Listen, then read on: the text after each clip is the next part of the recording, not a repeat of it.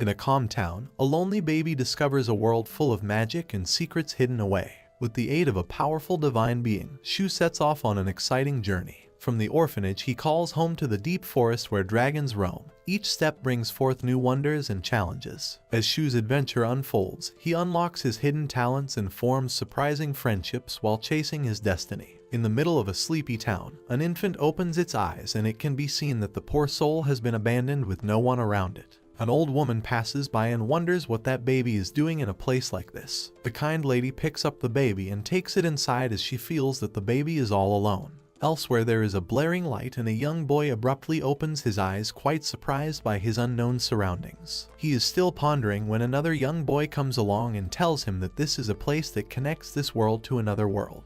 The older boy wonders whether he is dead, and to his great astonishment, the little boy informs him that he is right, as he lived a great life and died at the age of 101. The poor boy is baffled as he couldn't recall anything. The little boy introduces himself as God and wants the older boy to go to another world as a bonus stage. The older boy is a Japanese named Shu. Shu is still baffled because he doesn't know what he would do there. God assures him that he can live any way he wants to. God mentions that he must make the most of his stay.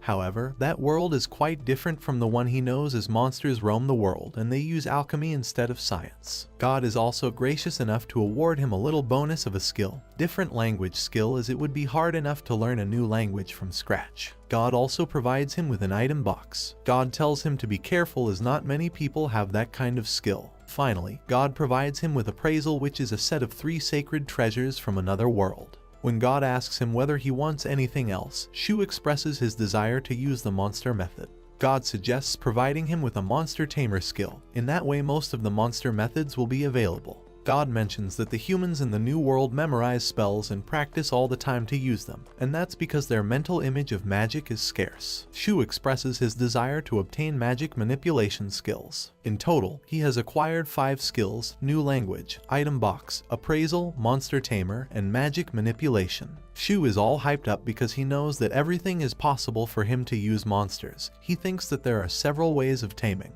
He can raise the beasts from a young age and teach them a lot using the contract method. After that, he would bind that using the submissive method. God further gives him a concealment skill and hilariously asks him to hide it, and asks him to get prepared for reincarnation. Shu promises God that he will try his best to entertain him. Shu reincarnates into the other world as the same baby who was earlier picked up by an old woman and then brought to Sirius Orphanage. There are 10 other children in the orphanage who are delighted to have a cute baby whom they can watch and play with. However, some of them are beast people with animal ears and tails, while others are animal bipeds. He observes that beast humans are half humans and half beasts based on their parents' race. He notices that those children are poor as depicted by their clothes and the food they eat. However, the kids are always smiling and never go hungry. The director of the orphanage is nice, but Shu has gotten bored lying like an immobile baby in the crib.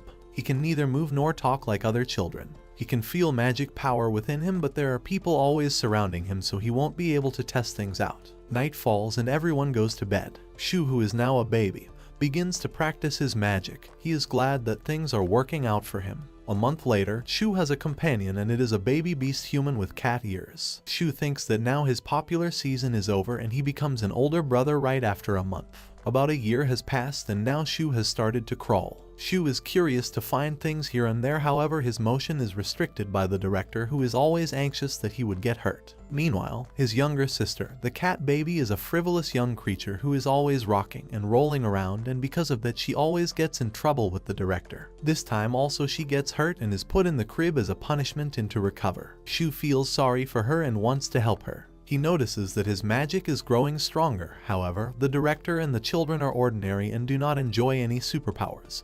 So basically he is the only one to have magic capabilities. He is very careful to hide his capabilities from others for the time being.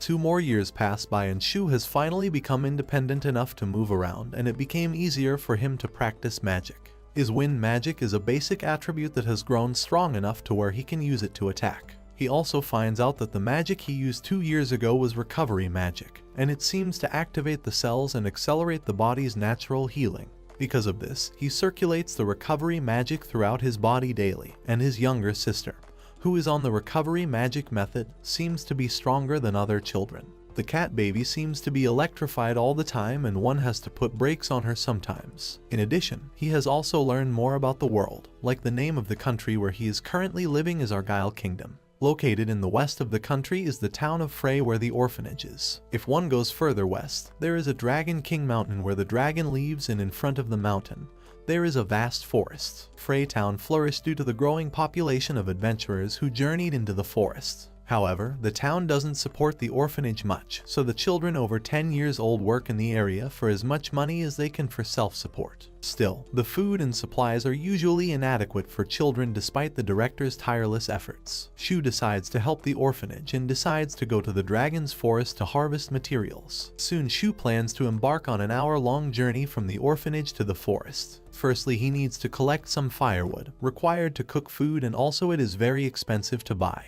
Next, he has to look for some food like edible fruits, vegetables, and nuts. Finally, the medicinal herbs, for those he would put anything useful in his item box and inspect it later. He revises his plan while the glutton cat baby sneaks away the cooked fish from his plate, thinking that since Shu won't be needing it, then she must devour it herself. Shu is so engrossed that he doesn't notice the great fish theft until much later, but too late.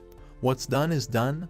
The cat baby has done her job. Later, Shu sneaks out of the house but unfortunately is caught by the cat baby, who seems to follow him everywhere. This time also she asks where he is going. Hide and seek, cook, go to the restroom, and she will do the same. Shu rolls his eyes and somehow beguiles the cat baby but feels guilty about fooling everyone. Shu observes that Frey Town is very near to the forest, so monsters rarely appear there, but the outer wall is made of wood and very strong.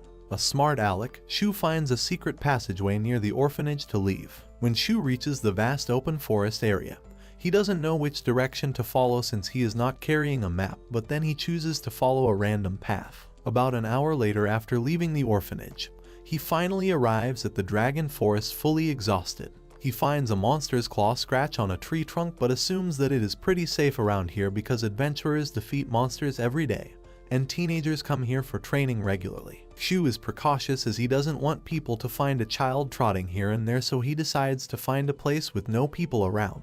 A clever Shu selects a tree, marks it as his starting point, and then starts his expedition. Firstly, he finds a medicinal herb and puts it in his item box. Next, he finds a dead tree and adds it as well for firewood. An hour passes by and a fatigued Shu plops down a tree shade and calculates that he has found enough firewood and herbs. Soon his stomach begins to growl like a bear and Shu realizes that it's afternoon and time for a meal. On his hunt for food, Shu really wishes he had fruits and nuts. He decides to move forward while checking his surroundings using magic detection. He decides to walk around for a while before returning to the mark tree.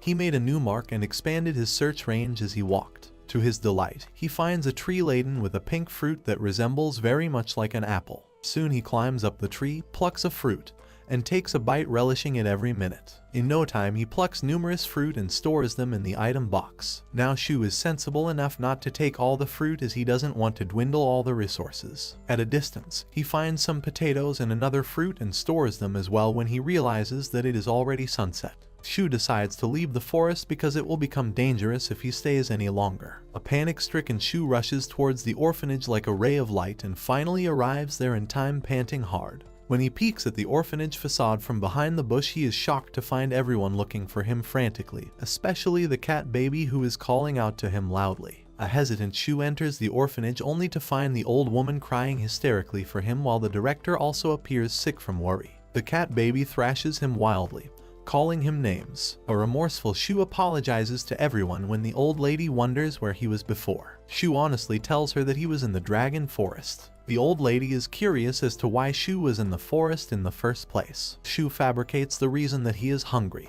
The old woman hugs him tearfully and apologizes to him, her kind heart full of guilt. However, Shu decides to tell her about his adventure and wants to give her something. Soon he empties the item box, and all the people in the orphanage are stunned to see the large quantity of herbs, fruit, and firewood strewn in front of them. The children are delighted to have a delicious fruit to eat, and the director thanks Shu heartily. The children are full of gratitude for Shu for being a considerate brother. Meanwhile, the cat baby climbs up Shu's back and doesn't let him go until it's bedtime, to everyone's amusement. The next day, Shu is kept under strict surveillance and is not allowed to leave the orphanage. However, not by the director but by the cat baby, who just doesn't let go of him to his chagrin. The director tells him sheepishly that he has to spend the day with her. However, Shu considers this as his punishment because there are some things that he wants to do. Soon he brings up the basket of small potatoes that he picked yesterday and tells the cat baby that those are for planting. The orphanage does have a garden along with tools, but they only grow herbs there. The cat baby is delighted to help him.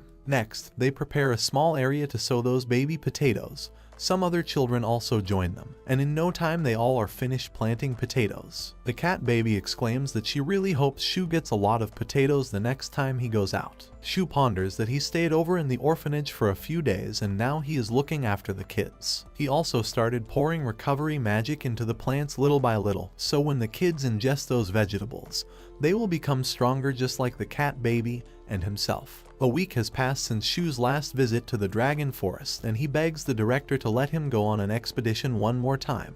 However, the old lady refutes firmly. In fact, she tells him clear-cut that no matter how many times he makes a request, she will not let him go into the Dragon Forest. Shu protests that he didn't encounter any monsters there. The director doesn't budge though. Now secretly, Shu calculates that he still has some fruit left in the item box, but that would come in handy in emergencies. So he has to visit the forest again to replenish his inventory. So even when he tried to sneak out, he was readily caught by an infuriated director who watching him closely. However, seeing him all dejected and gloomy, the director gives in and grants him special permission as it cannot be helped. But still, she places some conditions. Firstly, he must not go deep into the forest. Second, if he spots a monster, he must flee immediately. And lastly, even if he doesn't find anything, he must return before dark. The director firmly enforces that he must be responsible and listen to her at all costs. Shu assures her that he has been there already, so he'll be careful. The director presents him with a dagger to help him defend himself. Suddenly there is a strange rumbling sound along with a deafening crash, and Shu feels his body moving all by himself. To his bewilderment, the cat baby has clung to his back, making sure that he doesn't leave without her. She wildly grips him so tightly that the poor soul is unable to breathe. The director gently pulls apart the cat baby, assuring her that Shu would be okay. Still, she throws a great tantrum, and a shaken Shu consoles her by petting her head. Finally, after getting out of that ruckus, Shu heads towards the Dragon Forest. He suddenly recalls God telling him that if he collects enough fruit, he may receive the skill to collect it. So this means if he does something repeatedly, he can actually receive a skill. To confirm this, he checks out the stats that display all important information about him, but still, there is no HP or MP in it like normal games. However, he does have collections, so his skills are increasing. Shu decides to hide the skills that God gave him like magic manipulation and item box. His stats depict that he still is currently on level 1. Also, he doesn't have any physical attacks, so he would like to learn swordsmanship or throwing. While checking out his stats, he arrives at the Dragon Forest. First of all, to acquire the throwing skill, Shu made rocks using earth magic and threw them around. He practices throwing rocks in the pond at varying speeds. After much toil, he decides to take a break and then find the last landmark. For now, he decides to find a new fruit. In no time, he manages to find 2 different types of fruit along with some sweet potatoes. He then walks a bit further and finds bunches of mushrooms all neatly arranged. A delighted Shu puts all the stuff in the item box and thinks that he found a much bigger harvest that day. He resolves to take a little bit of everything to discuss with the director about what they can be used for. This time Shu is very careful, so he sets out to return a few hours early to the orphanage. However, he is still in the forest when a tornado slams toward him, catching him off guard. Turns out it is none other than the cat baby, all hyped up to see her beloved brother. Poor Shu is so much taken aback that he actually begins to tremble hysterically to the cat baby's anxiousness. Apparently, his sister was so impatient that she couldn't wait for him to return, so instead she marched in the forest to pick him up. However, her tackle immediately dropped his life to 0, so Shu laid to the ground for 10 minutes to recover. He arrives at the orphanage and is welcomed by a frantic director who is really worried about his well-being. Meanwhile, his friends are waiting for the bounties he has brought for them from the forest. Immediately, Shu empties the contents of the item box to display the goods in front of the children. Among those is a pretty flower, and Shu gives that flower to the cat baby, who accepts it with immense joy. Even the director is pleased to see all the children so joyful. Soon, she picks a mushroom and advises Shu to check into the market. The next day, Shu asks around what's useful in the Dragon Forest. Then, just grabbing everything and not being able to carry them all, an excited Shu inquires that this means he can go to the Dragon Forest again. A defeated director comments that even if she refused, he would still go, so he must remember to come back before nightfall. Shu is delighted. However, the cat baby begins to sing her tune that even she wants to accompany Shu, and with that, she begins to wave exuberantly.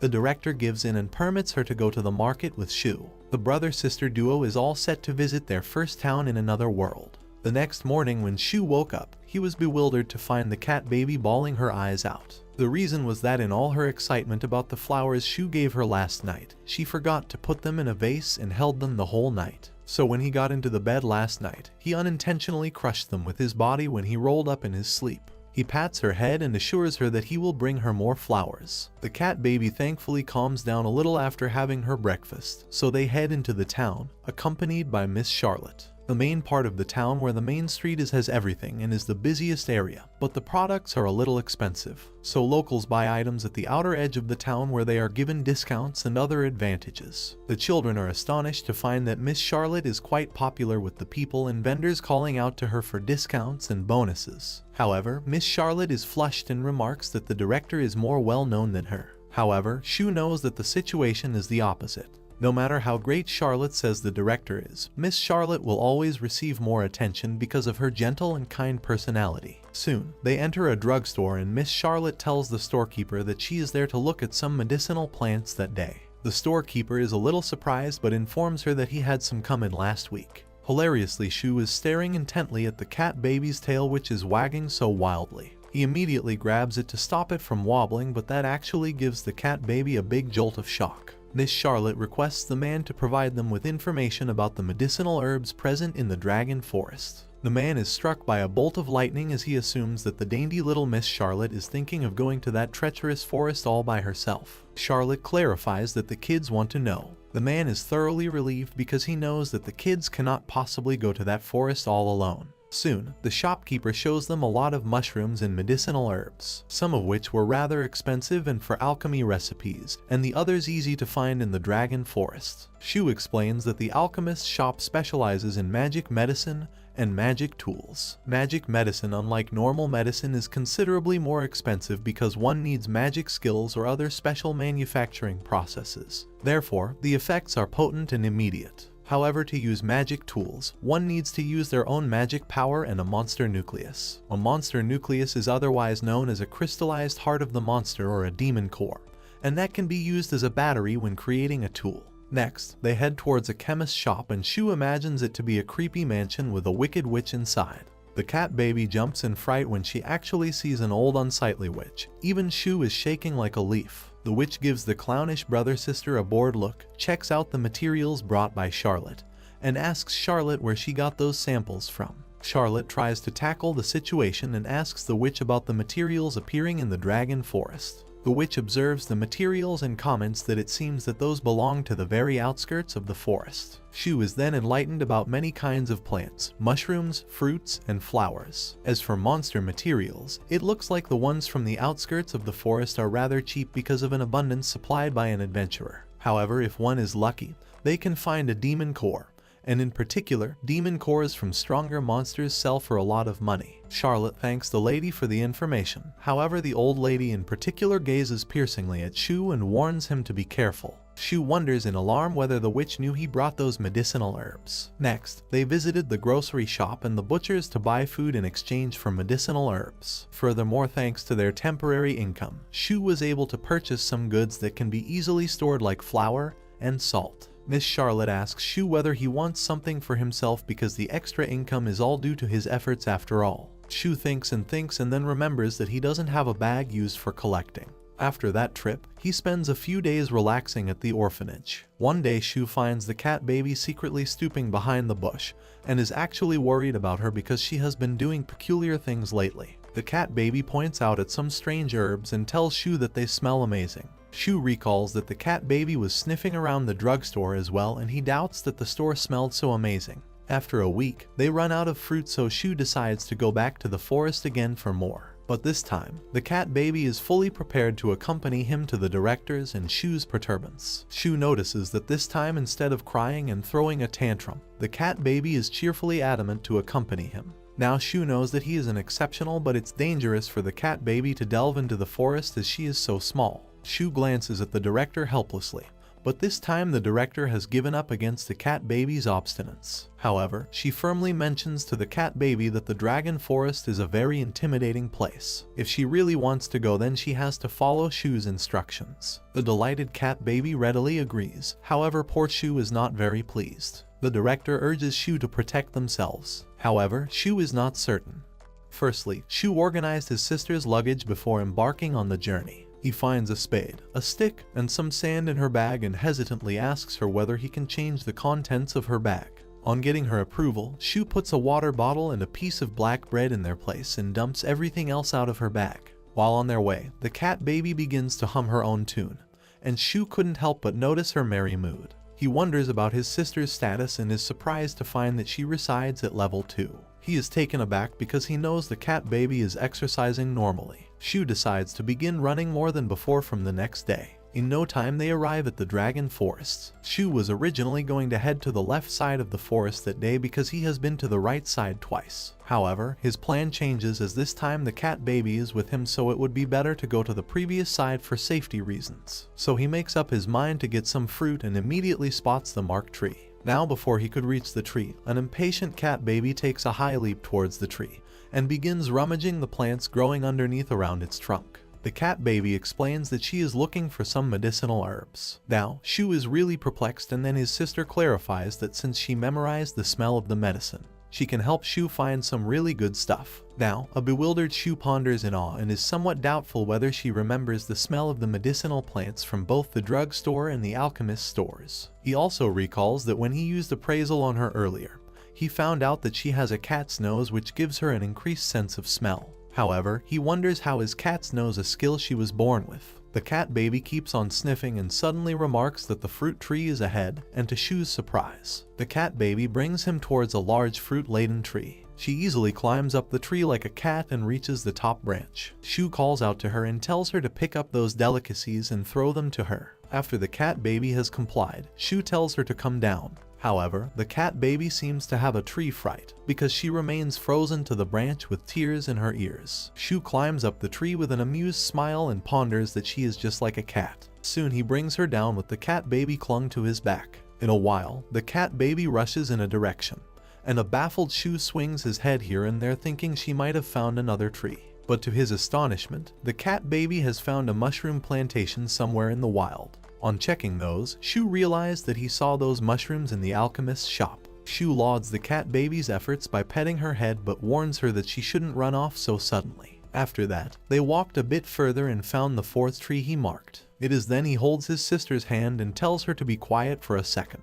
Shu's sense presence skill detected 4 people walking by right in front of them. He guesses that those are adventurers. They all are looking for something when one of them remarks that he knew he hit it with an arrow, so it should be dead somewhere. Shu guesses that they might have lost their prey's carcass. In no time those 4 adventurers get out of their sight. When a relieved Shu tells the cat baby to relax, the cat baby lets out the breath she has been holding for some time to Shu's merriment. Shu decides to take a break and sits under the tree when they both hear a shrill scream. They both jump in alarm and begin to search frantically for the source of that noise. Shu can detect a small presence in front of him while the cat baby can pick up the direction. Soon they find a little bird lying unconscious on the ground. Shu runs his appraisal skills and finds out that the bird monster has recently hatched and is a species called Little Eagle. Shu surmises that might be the monster those adventurers might be looking for. He observes the bird and thinks that the arrow isn't fatal. However, the poor thing is unable to fly and is losing a lot of blood. Now, the cat baby gestures to Shu to save the little bird. However, he is wary enough not to go near it. The hapless bird tries to get up but then with pain drops down again. Both the brother-sister duo approaches the unconscious bird and Shu finds out that only its wing is injured. He resolves to recover his physical strength to use the healing magic. In no time the bird's breathing has calmed down, and at this time Shu decides to pull the arrow away from its body. Shu raises his hand and commands the wind magic to thin his hand out and make it spin so fast that it becomes a saw blade. He places his rapidly moving hand on the bird's back, and in no time the arrow plucks out all by itself. The poor bird has bled a lot, so Shu uses the healing magic to close the wound and heal it all the way. While he was healing the wound, he found what appeared to him like a monster core, but he didn't feel much magical power coming out of it. He wonders if maybe this happened because he cast some healing magic on it. Shu is completely unaware that his magical power is being completely drained out of him. An anxious Shu begins to absorb the magical power from his surroundings, and with that his magic power starts to flow inside the little eagle. After a while, the bird begins to chirp excitedly, and the cat baby happily comments that Shu managed to rejuvenate it. Shu decides to leave the baby bird on its own, but alarmingly the little bird appears in front of them wherever they go and shockingly thinks that Shu is its mama. Shu is too humiliated as the little bird has imprinted on him like a regular baby bird. The cat bae is also hyped up to touch the baby bird. However, Shu tells her to wait and tries touching the bird himself first. The little birdie chirps gleefully when Shu touches it. Shu signals the cat baby that she can touch the bird. The cat baby names the bird Pai-chan because all it says is Pai. An amused Shu ponders that now he cannot leave the bird alone in the wild. With that in mind, he casually uses appraisal on Pai and finds another reason not to leave it behind. That reason is the little eagle is his servant. Now, Shu is certainly looking forward to becoming a tamer, but he wonders whether that is easy. The cat baby seems to be having a lot of fun, and this leaves Shu greatly puzzled. He knows that he will be facing a lot of issues. Firstly, persuading the director to keep Pai-chan. Next, where he must keep it. And lastly, what it must be fed. Pai-chan is now his servant due to the monster tamer skill Shu has, so he can see its status. Shu decides to tell the director honestly that Pai is his follower, and if she won't let him keep it in town, then he has to keep it in the dragon forest. However, the biggest problem is Pai's food. He wonders whether it eats meat like other birds of prey. There is a dilemma that even if he takes it to the orphanage, they won't have meat to feed him. Even if Shu hunts for food, he doesn't know what animals in the dragon forest Pai would like to eat. If he wants to hunt, then he would have to delve deeper into the forest. Shu first tries to feed Pai with fruit because birds usually enjoy fruits. To his delight, Pai begins to peck it with its strong beak and starts to devour it. Still, Shu is confused about whether he let the bird eat meat and resolves upon some hunting.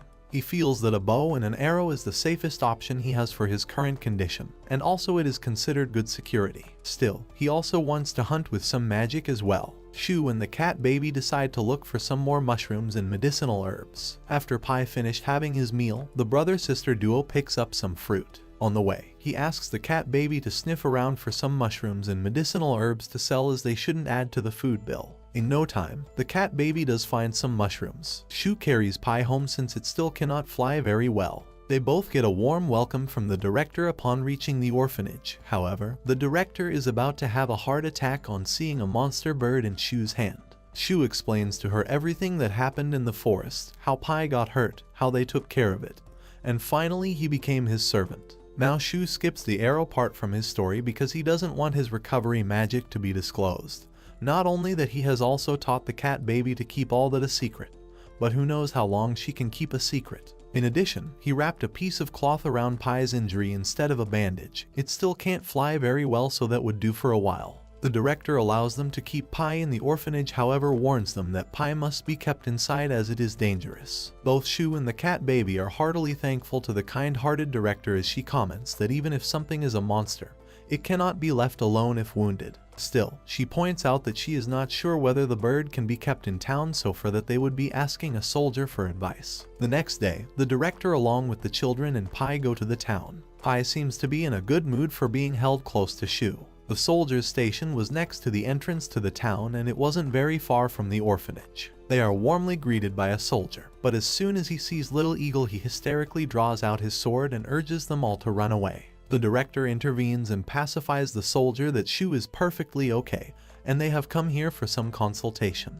She informs him that the Little Eagle has become Shu's familiar, and the soldier exclaims in alarm that this is quite rare. The director affirms that the small eagle has become tamed. An aggravated cat baby warns the soldier not to bully Pai. The soldier relaxes and smiles at her, assuring her that he is not bullying her. The director mentions to him that they want his permission to keep a tamed monster. The soldier replies that they do not need permission for that. Also, there aren't many rules to follow since the situation is pretty rare. However, he is worried that the townies will be quite surprised, so they will be needing something to show. The soldier assures them that he will send all the information to the rest of the soldiers so everyone knows. He suggests that it might be better to go to the guild and provide the adventurers with the complete information.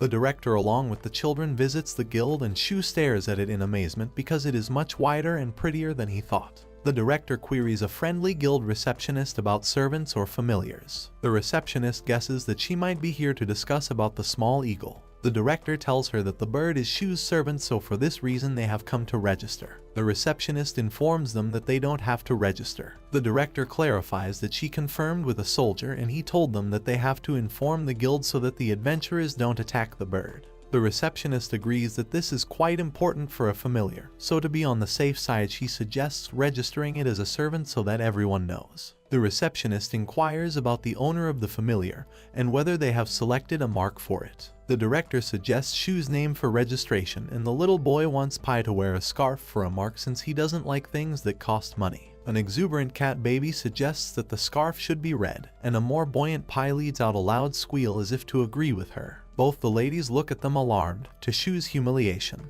The reception lady resolves to display all the information on the bulletin board. After leaving the guild, the team heads to a clothing store specific for familiars. Usually, most of the children's clothes at the orphanage are handmade by the director to cut down costs, so Shu has seen that kind of material before. Soon both Cat Baby and Pi begin to select the material for the red scarf, quite oblivious to their surroundings. It is as if they both understand each other's language and mindset so well. A sensible Shu bought a little more fabric than he needed because he knew that Pi would soon grow out of the previous one. As soon as they get into the orphanage, the Cat Baby forces the director to start sewing. And with a bitter smile, the director starts immediately. The director finishes her work like an expert, and soon little Pi has adorned a cute red scarf around his neck. Shu leaves Pi with the Cat Baby to have a chat with the director. He knows that for now, he can keep Pi in town, but that would be like grinding rocks. The biggest issue is with food and its size. Currently, Small Eagle is a baby, but very soon it won't be that little anymore. When that happens, it will need a considerable portion of meat. Shu wonders whether he has no choice but to use magic and go hunting. And so he decides that first of all, since Pi would need more food, he needs to hunt more. So instead of going to the dragon forest once a week, he will now go there every 3 days. So for now he must diligently practice hunting tactics. However, since Shu is still a child, he can only use pitfalls and bolas. Shu is not worried about Pi, as when he is gone it will be taken care of by the Cat Baby, a rabbit girl named Ilya, and a wolf boy named Cruz. The next day he walked around the town with Miss Charlotte, the Cat Baby, and Pi to popularize his new familiar among people and to tell them how harmless he is. Shu is glad that Pi is now getting more used to the people. He also bought some rope along the way which would be used to make a bola. He resolves to use earth magic and a shovel from the orphanage to create pitfalls. Since his skills are hidden, he is quite wary of his surroundings when using magic. So first of all, he shapes the stones by using earth magic and makes them all spherical with different weights. The next step is to try them out and figure out the best one. For that, he wraps a stone with a piece of cloth and ties a string of 1 meter around it. Then he grabs the second bundle and attaches it to the first one. In the same way, he prepares 3 more stones and ties them together. In this way, a 3-stone bola is complete. Now he will check which one of the stones is easier to use. Next, he has to design a pitfall and wonders how many holes he must dig, but then they all depend upon the size of the prey. He then questions Miss Charlotte about the creatures living in the dragon forests. She replies that there are rabbits, boars, deer, bears, and wolves. Shu is overwhelmed to learn about that much variety in the forest. Miss Charlotte adds that if he goes further and then he will find stronger monsters, so animals cannot possibly survive in the deeper ends. She also warns him against the goblins who sometimes leave on the edge of the forest. She tells a petrified Shu that those goblins use tools and move in groups, so he must be very careful. After getting valuable knowledge from Miss Charlotte, Shu goes outside and practices digging with magic. He decides to cover the holes with leaves and branches, but he suspects that this won't kill anything, so he has to think of something more to do.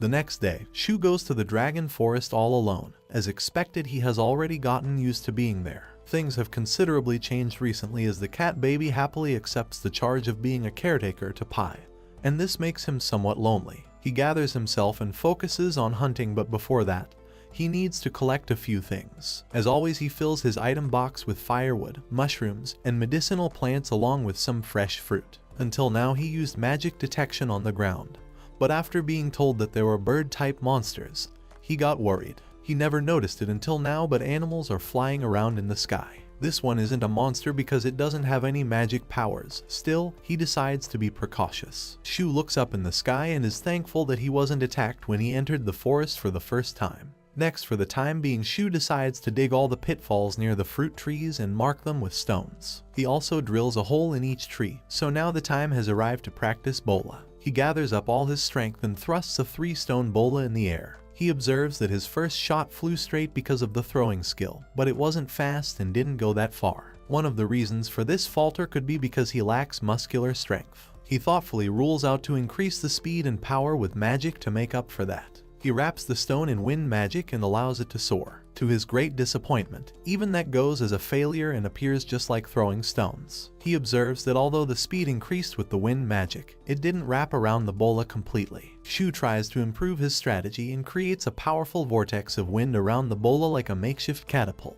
He is certain that throwing it like that will definitely increase the speed. To his delight, the tactic worked. However, he points out that its speed is quite harrowing to control. After giving it a lot of thought, Shu deduces that it's better to use 2 bolas without magic in the woods and to use 3 bolas with magic for the flying animals. On finding the right track, Shu keeps on practicing bola techniques. To his great disappointment, the result is quite disastrous, as after all, it's quite difficult for an amateur to suddenly be an expert hunter. A distraught Shu gives up on bola hunting and decides to try his luck with the pitfalls. When he arrives at the pitfalls near the fruit trees, he finds nothing in them and decides to put some traps inside the forest. A dejected and exhausted Shu plods back to the orphanage, and soon a month passes by since he started practicing hunting.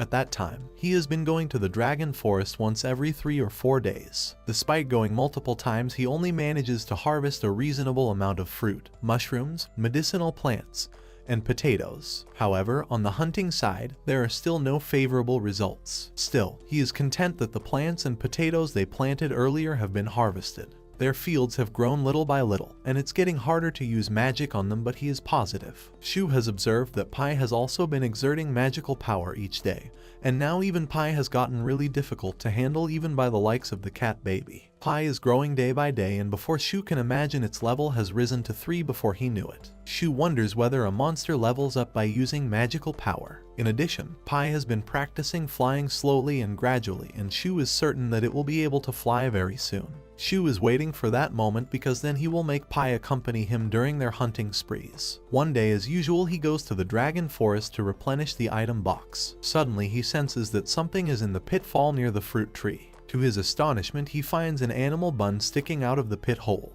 A perturbed Shu uses appraisal on the bun and finds out that it belongs to a species called the horned rabbit. He wonders whether the stuck animal is still a baby because its displayed level is still 1. It is then he realizes that the poor soul's horn is stuck in the ground, and that's why it is unable to move. Shu knows that the poor creature is frail because it has been stuck in an upside down position for so long. Shu makes a lot of holes using earth magic to dig the hapless creature out. Shu cradles the bay rabbit in his arms and wonders what to do about it, since this is his first catch, and if he drains out its blood and takes the carcass back to the orphanage, the children will cry at such a gory sight.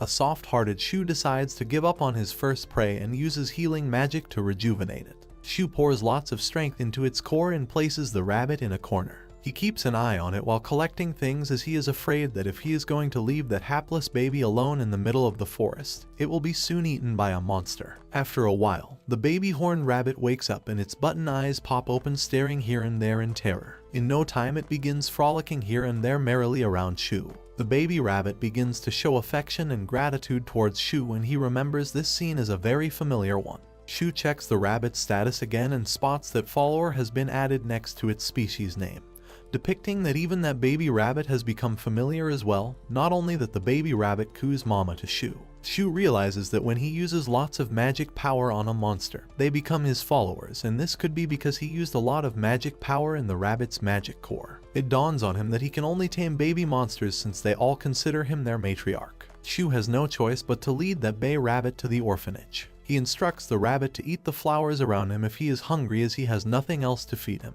According to Shu, it is really easy to own a horned rabbit, as they are just like regular rabbits, and that means they can easily feed on grass in a garden in the dragon forest. Now Shu is feeling a bit dejected because he has been trying to hunt down some food for Pai. It is also not possible for him to tame all monsters and make them his followers, as the director would be more dismayed and disappointed due to the unnecessary burden on the orphanage. After that, Shu collects fruit and some other things as the horned rabbit, and he walks back to the orphanage. On entering the vicinity, as usual, he is greeted with much hype by the cat baby and Pai. However, Pai takes a great bonding with the horned rabbit to Shu's delight. However, Ilya becomes too emotional to see a horned rabbit at their disposal, and when Shu tells her that it has become his follower, she immediately pounces on that little ball of fur and declares that from now onwards she will take care of it. Shu explains that he hasn't even taken permission from the director. Ilya rushes off saying that she will be doing that task for him. After a while, both Shu and the cat baby hesitantly enter the director's room and inquire about the horned rabbit. The director points at the emotional display of affection between the larger rabbit and the baby one and declares that Ilya is very happy. She even names that baby rabbit Mu. The next day, Shu goes to visit the soldier and guild along with the director to inform them about Mu, since there is a possibility of more tamed monsters in the future, so Mu also receives a red scarf of recognition. From now onwards, all he has to do is to inform the guild about the familiar's type and wrap a red scarf around it. One day, the usual warm welcome from the cat baby is missing when Shu returns home from his usual forest venture. He spots the cat baby playing tag with other children and is so engrossed that she actually doesn't notice Shu's return. He overhears children talking about Mu's exceptional agility and stamina along with excellent physical strength. Mu is even amazing at seeking things because she managed to uncover a cleverly hidden cruise from behind the bushes. Shu wonders whether Mu has the skill to detect enemies and thinks that maybe she can also help him hunt in the future. When he discusses this notion with Ilya, she scornfully rejects the idea, explaining that the dragon forest is very dangerous for a nubile Mu. Shu protests that Mu used to survive in the forest earlier. Also, there is plenty of grass for Mu to eat well and flourish. The director intervenes and assures Ilya that Mu will be fine with Shu. Ilya gives in but doesn't forget to instruct Shu to keep her safe. Shu guarantees Mu's safety to a fretting Ilya. On departing, Mu stares longingly at her friends and Shu pulls her leg that maybe she is feeling lonely. A pepped-up Mu shakes her head vigorously and trudges along with Shu. On reaching the forest, Shu allows Mu to graze on the fresh forest grass for as long as she wants, as in the orphanage garden the amount is limited, so now he has to bring her here regularly. After a while, he asks Mu whether she can hear any animals around. Mu pauses for a second and then dashes towards in a particular direction.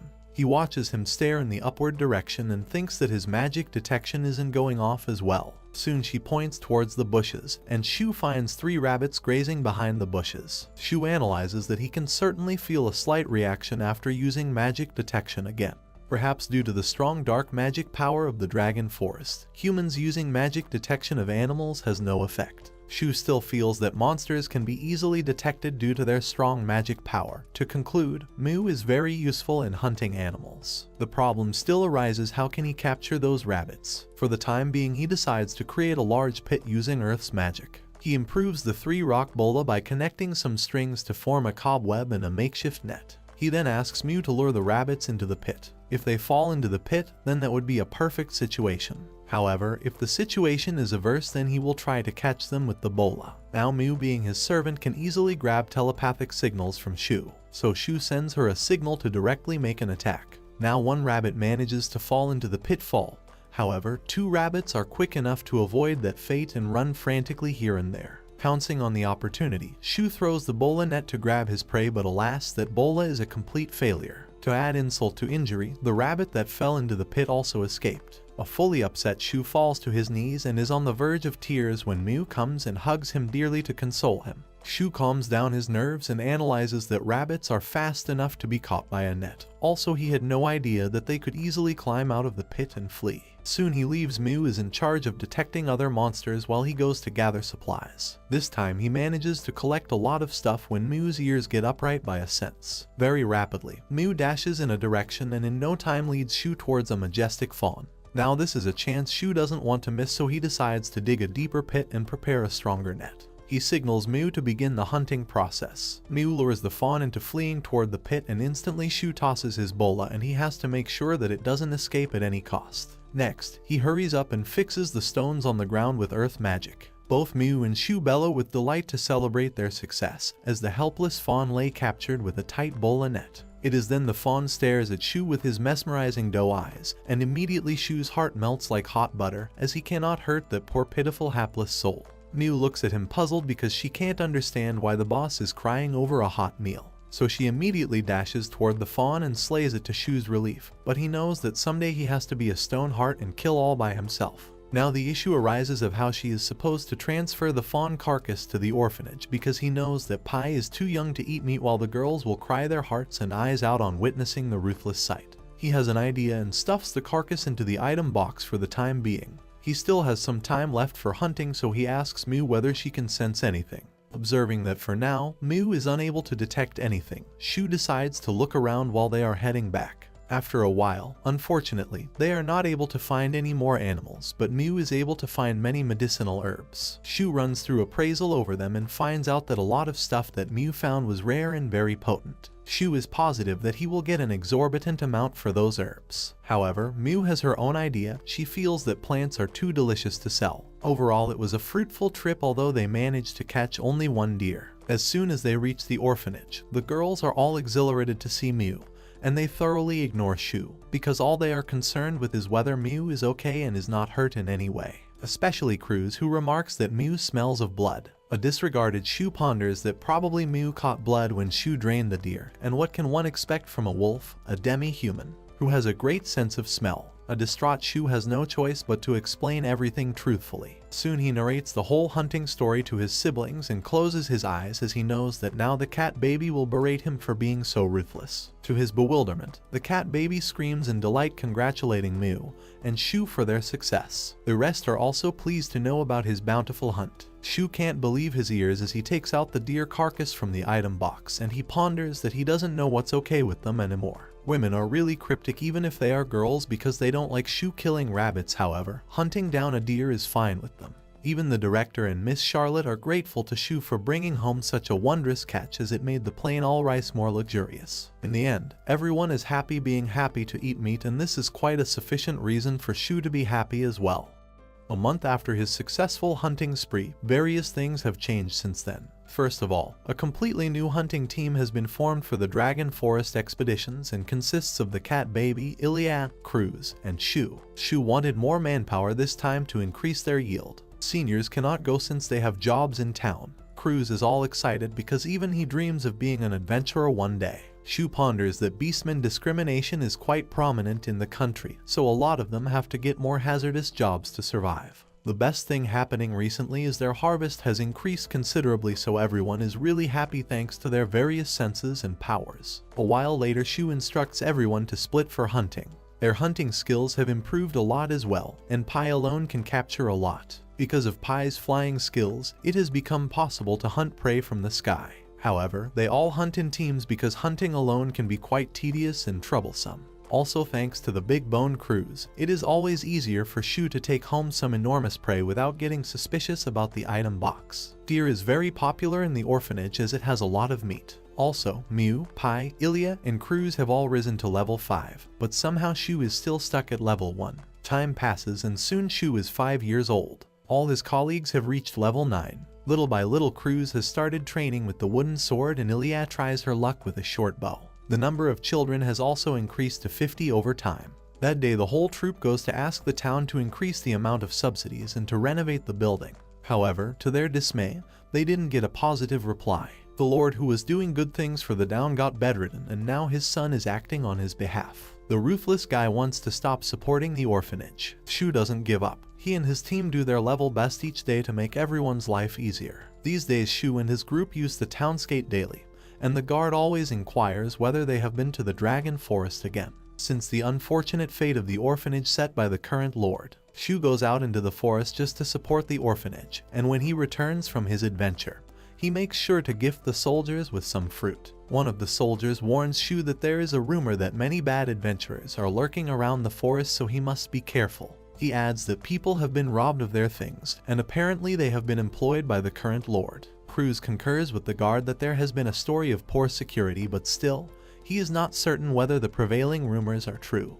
However, in the Dragon Forest, the number of passing adventurers has increased recently, so Shu and his friends make sure that they stay away from them, but then for how long they can actually avoid people. Poor Shu is worried that due to the disheveled situation in the forest, they are unable to harvest. Iluna suggests that they must change locations. However, Cruz presents an issue with Iluna's suggestion that then they have to go further into the forest to a place far from the main road. Sensing the danger, Shu decides to go out for a while and find a new place. Soon they reach the place that is an hour from the main road, and Shu instructs Pi to treat them favorably. Meanwhile, Cruz and the cat baby have a great sense of smell, so they keep on sniffing for any hazards around. Shu uses his magic detection skill while Mu and Aaliyah will use their extensive hearing senses to detect any danger in the surroundings. Suddenly, Shu senses something and Cruz adds that even he can smell blood. Aaliyah exclaims that even she can hear someone crying as well. They all move ahead and are alarmed to find an injured white wolf along with her wailing pups. Now Shu very confidently heads towards the wolf pups, but the young wolves begin to growl wildly, shaking his wits off. An aggravated Shu orders his friends to hold down the pups, and they do a great job of handling those hysterical beasts. Meanwhile, Shu examines the mother wolf to find out that she has been severely wounded. Shu does a deep analysis of the injured wolf's vitals, and a long time passes by.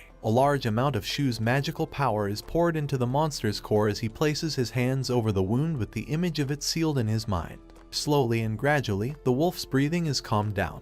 The wolf musters up all her strength and tries to get up. The pups all light up in delight and jump off their respective laps to rush towards their mother. An elated Cruz comments that at least for the time being they are safe. It is then he remembers something and wonders panic-strickenly whether Shu has used healing magic. Shu is confused because he feels he has used a different kind of healing magic. Even Ilya is suspicious because the wolf's injury seems to be healing perfectly. Shu reasons that his healing magic works fine on monsters. Shu also clarifies that he hasn't taken any magic lessons and he only performs those magic spells which he thinks will work fine. Cruz feels that if the healing magic is so wonderful, then Shu must think about applying it to the orphanage children, as they seem to get hurt very often when they play outside. Later, the group collects medicinal plants while watching the wolf. After a while, a terrified Cruz informs Shu that the wolf is about to get up. Soon the majestic beast resurrects and lets out a mystical howl. All her pups dash to her while she licks each and every one of them affectionately. Soon she turns towards her saviors and heads towards Shu. She approaches him and fondly cuddles him. This makes Shu ponder that magic is really powerful. Now Cruz has been watching this whole emotional scene uncomfortably filled with unknown feelings. On protesting, Shu replies that accidentally he made the wolf his familiar. The other children gasp in shock when Shu explains that if one is healed with magic, he becomes a familiar. However, Ilya notices that the pups are least interested in Shu, and it would be a lot better if all wolves became Shu's followers, and maybe the mother wolf should discipline her pups for Shu. They come up with all kinds of bizarre comments and begin to pet the wolf. Out of the blue, Cruz roars maniacally that finally, he has found his own familiar. The others anxiously look at him as if he has really lost it. He points out to Mu and Pi and comments that those familiars belong to Ilya and the cat baby respectively, so now he will take care of the mother wolf. He even declares that now the wolf will be known as king.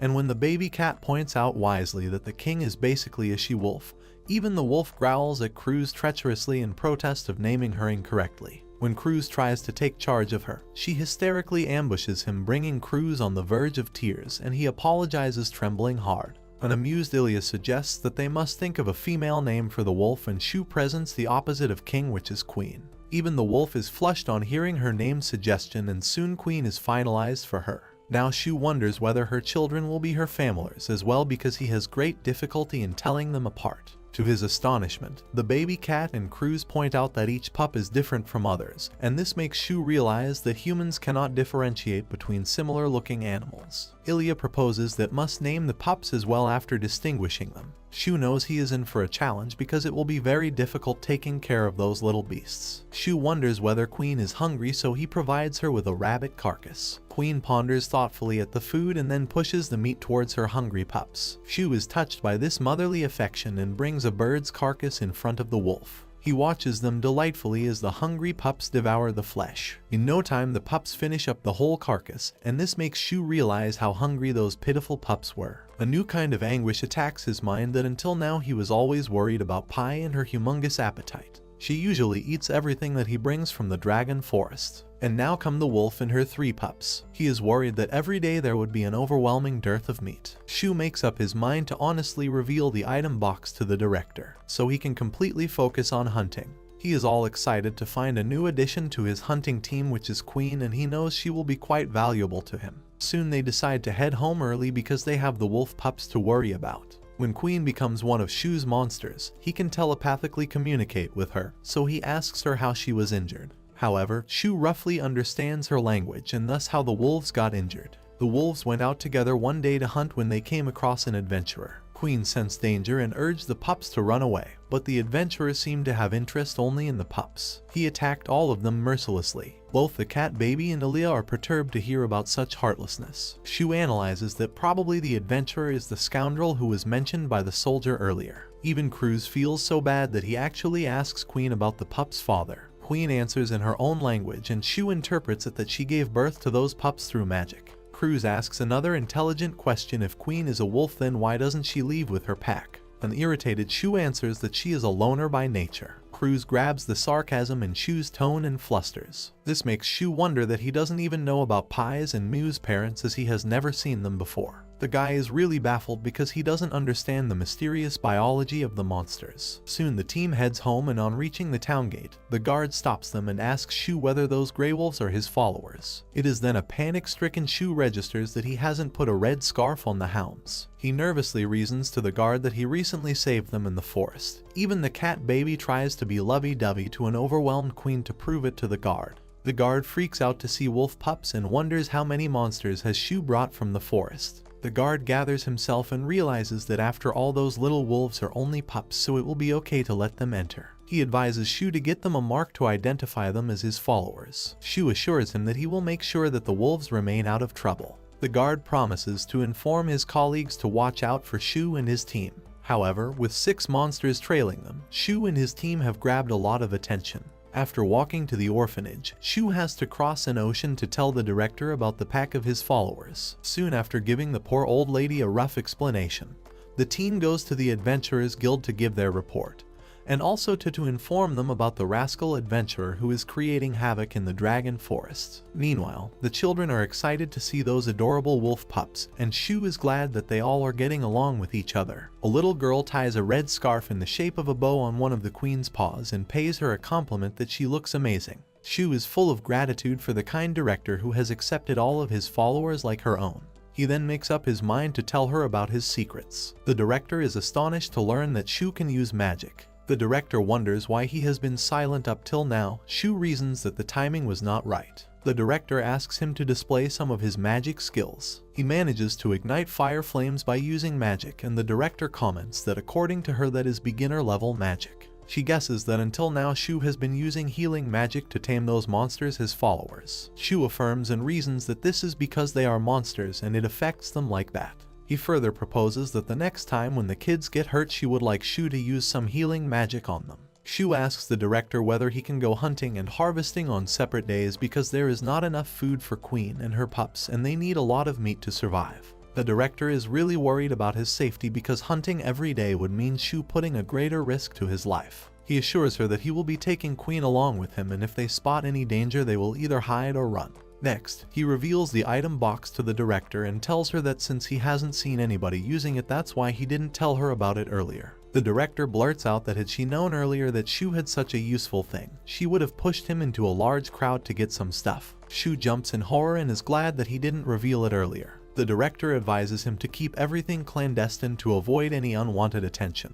Plus, the number of scoundrel adventurers is increasing. She also tells him to instruct the children not to go outside without any adult supervision. Soon an exuberant Shu tells Queen that they will be starting their hunting venture from the next day. The pups yelp in unison that even they want to accompany their mom. However, the mom barks furiously at her children along with Mu and Pai, that they would be sitting at home, as expected from any mom. However, she is not Mu's and Pai's mom, who are burning with a fighting spirit to avenge the jibe.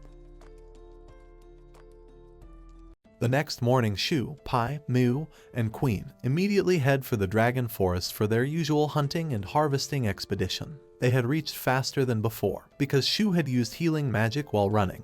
Now, Shu had to be careful because those guys who had attacked Queen and others might still be roaming around freely, so they must follow the opposite path. After they have traversed the path on foot for an hour, they start looking for fruit trees while harvesting from that point. Shu resolves that if they find a fruit tree, they will use it as a starting point and commence hunting from there. Soon, Mu brings some herbs for Shu, and one can sense an ongoing cold war between Pai and Queen. Shu finds a suitable fruit tree and marks it as the starting point. Next, he assigns hunting tasks to his familiars. Pi will be hunting birds, and Mu and Shu will be hunting rabbits and deer. He gives Queen the sole responsibility for hunting independently, and after she is done with her hunting she must meet them at their designated spot. This is because Queen is level 16, and should be fine on her own. After a while, Pi caught 2 birds. Mu and Shu caught a deer and Queen also brought down a deer by herself. Shu lauds their efforts and decides to rest while they take the blood out of their kill. While having a nap, Shu ponders that since Queen can bring down a deer, it might be a good idea to hunt together. So he instructs everyone that the next time they see a deer they must all challenge it together. After a while, they all move to a different place to resume their hunting spree, when Mu signals that it has also caught a whiff of something. Next, Pi also signals towards something hysterically. They all hide behind the bushes and a wild boar comes along snorting menacingly. Shu runs his appraisal over the boar and despairingly comes to know that it is a fanged boar, a real monster. Shu frantically tries to telepathize with Queen to inform her about the fanged monster. To his astoundment, the message gets through to Queen just like the speedy modern SMS technology, as she trots along in front of them, and Shu is greatly relieved that telepathy still works even across some distance. So voila, he made an amazing discovery that day. Firstly, Shu devises a plan that he will dig a pit as always, and Mu will lure the fanged boar there. Next, after the fanged boar falls into the pit, he will cast a net over it. Finally, they'll launch an all-out attack until it is completely immobilized. He points out to Mu that she should be careful as they don't know how fast the boar is. Also, Pi is instructed to watch out for the surroundings. So all prepared, Shu and his hunting team set out to hunt the monster. They approach the fanged boar to understand its surroundings. Meanwhile, Pi is their eye in the sky.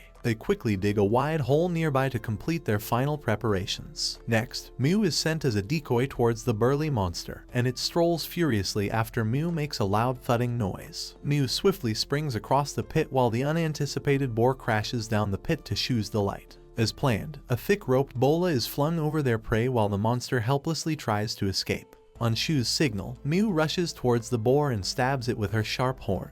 But its skin is so thick that she is miserably sprung off by the boar to Shu's distraught. Queen immediately dashes toward the boar and bites off its snout. But the boar monster is difficult to get through and wriggles wildly. Shu gets panic-stricken because the Queen is taking down the boar, and the bola around the boar is going to tear soon. Even if Shu tries to bury the boar with earth magic, it keeps breaking loose due to his feverish floundering around. Shu needs to think of something quick to keep the situation in control. He instructs the familiars to jump away from the boar on his signal. Next, he uses wind magic that he learned the other day. He is a little apprehensive because until now all his targets have been small, so he is not sure whether that will work on the boar. However, unexpectedly when he attacks the boar with wind magic, it actually works and the boar is ripped apart. Still, Shu is a little shaken because he observes that the air cutter is almost too sharp and he needs to be a little cautious next time. Next, Shu wants to hang the boar from the tree to drain out the blood, but he forgot that it weighed 10 times more than his own body weight. Even his little familiars along with the Queen try to lift it, but the bulky boar cannot be budged. Shu decides to try something different. He takes the rope attached to the carcass's hind legs and ties it to a large tree branch. Next, he creates a hole in the ground just beneath the hanging carcass, as if one cannot raise the load then one should stoop it down. After their work is done, Shu yet again lauds the efforts of his faithful helpers. Shu observes that Pi and Mu managed to grow to level 10.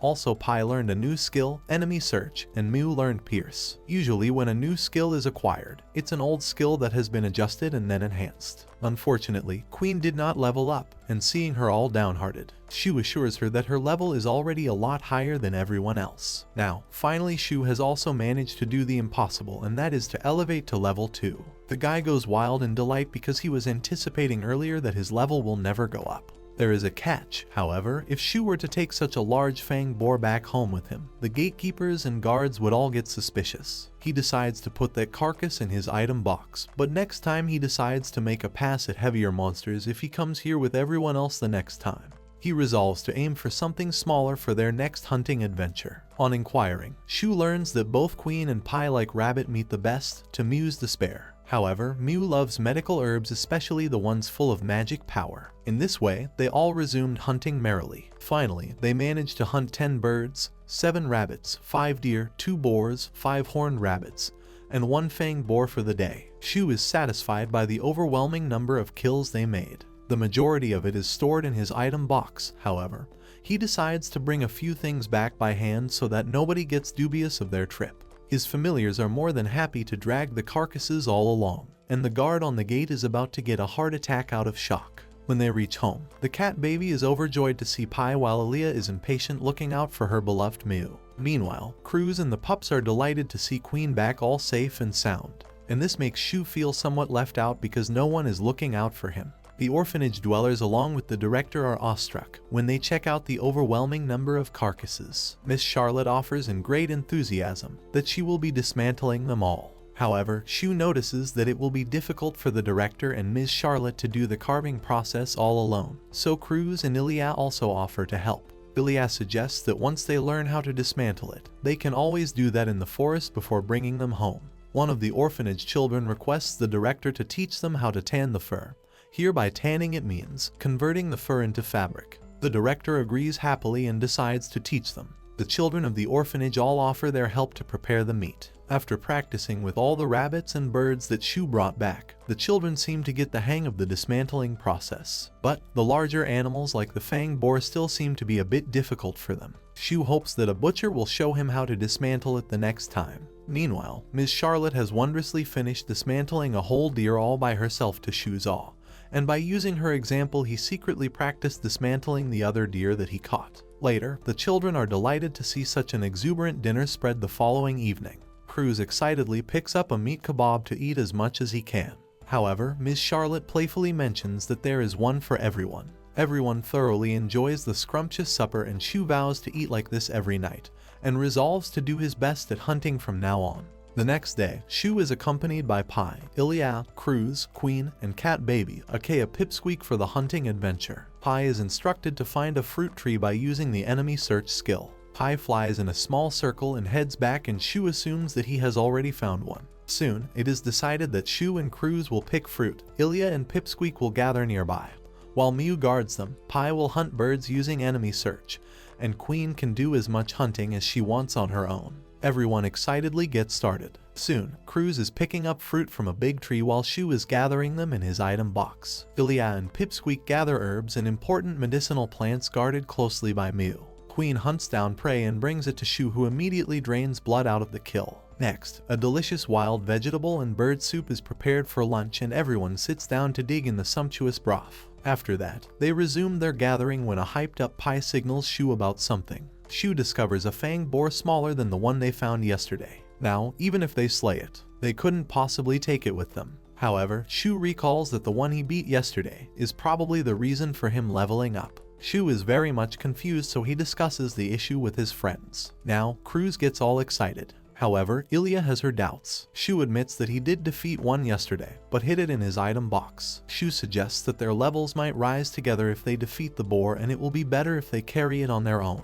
The ladies are still taken aback. However, Cruz and Shu gets all prepared. Shu creates a large pit and analyzes that if the other three can pin it to the ground, so that he can safely attack. Mew acts as bait and lures the furious boar toward the pit. Shu notices that Mew is ahead of the monster this time and it must be due to the level change. Soon, the boar plops into the pit and others are told to hit it with all they got. Cruz uses his archery skills but realizes that his arrows cannot easily pierce through the boar's thick skin. Shu advises that Cruz should have targeted the eyes. Ilya obeys and shoots an arrow. Next, Queen is told to make an attack and she rips apart the fanged monster considerably. Mew surprises Shu by attacking the boar, successfully stabbing it this time, but her horn gets stuck to the boar's behind as she helplessly struggles to pull out. When everyone has taken their turns to attack the monster, Shu takes out the fanged boar with the air cutter. Everyone feels that Shu performed brilliantly and in fact, he didn't even need their help taking down the fanged boar. An overwhelmed Shu reasons that everyone had to attack to level up smoothly. Next is the step to drain out the boar's blood. Both Ilya and Cruz use all their might to pull out the carcass from the pit, and to everyone else's astonishment, they are able to do that after a few tugs. Shu assumes that everyone's level might have shot up. It is revealed that Pipsqueak, Cruz, and Ilya have reached a whopping level 10 to their exuberance. Shu suggests that Cruz and Ilya carry the carcass back home, and both readily agree to carry it, taking breaks in between. Pipsqueak is instructed to carry the fruit. The carcass is tied to a long rod and both ends are balanced to each of Cruz's and Ilya's shoulders, and this shows that the effects of leveling are amazing. Even Pipsqueak easily carries an enormous bag of fruit without any complaints. An unfortunate Shu desperately wants to rise up to level 10. When they reach the city's gate, the guard is shocked to find that the team of little hunters has taken down a giant fanged boar and declares them full-fledged adventurers. He suggests they can make a living by selling things like its core, fur, or meat. However, Cruz and Pipsqueak don't have any intention of selling the boar's meat as it is for the orphanage. Still, there is an issue of whether they can dismantle it on their own. However, they can always ask a butcher for help. To Shu's surprise, he comes to know that exterminating and dismantling monsters are both part of the guard's job, and it is something they are good at. The guard on the gate immediately offers his services. Shu is extremely grateful to him. After a while, Shu and his friends were able to bring fairly large pieces of meat for the orphanage. With this amount of meat, they can always dry it and store it for later use. Shu lauds the tireless efforts of his familiars, as because of them they were able to steadily keep on hunting and gathering. With Pai's enemy search skill, they can efficiently find prey in fruit trees. Both Queen and Mew are doing a great job hunting and looking for medicinal herbs, and as the variety of the prey increased, they began collecting more furs. They have also encountered a lot of insect-type monsters, but since they don't have any meat, Shu doesn't want to bother fighting them. However, their shells are used for armor, so he took them with him. After spending days like that, a tearful Shu manages to reach level 10. That day it's just Shu and his familiars exploring new hunting grounds. This time they try to follow a river for now. After trotting along the riverbank, the team of little hunters is shocked as they arrive at the spot that they had just crossed. A soaring Pai signals to them that they have just made a U-turn. Shu and his familiars find that quite eerie because they should be walking straight ahead. To confirm this, they try walking down the path again, but end up in the same spot. To their astonishment, it seems like they are making a U-turn at the same spot. However, with Pai's guidance, they reach their destined spot. At that spot, Shu can feel a concentration of magical power ahead. While Pai guided them from the sky, they inched close enough to use magic detection. It turns out that the concentration of magic was about the size of the orphanage and shaped like a dome. Shu is quite perplexed because the forest appears quite normal to him, and he wonders why can't he reach there. Shu decides to find out whether that spot is safe enough. For that, he picks up a pebble and flings it toward that spot. He is struck by a lightning bolt when the pebble disappears immediately. A pang of terror swipes Shu's body. Now Mew gets all excited to try out that place. Shu tries to keep Mew away from the place, but she barges inside and disappears to Shu's horror. But to his great relief, Mew reappears after a moment, and a shaken Shu reprimands her for acting out on her own. Still, Shu ponders that if Mew came out safe and sound from that spot, it might be secure for them to enter. He clenches his fist, makes up his mind, and resolves to enter the dome with his team.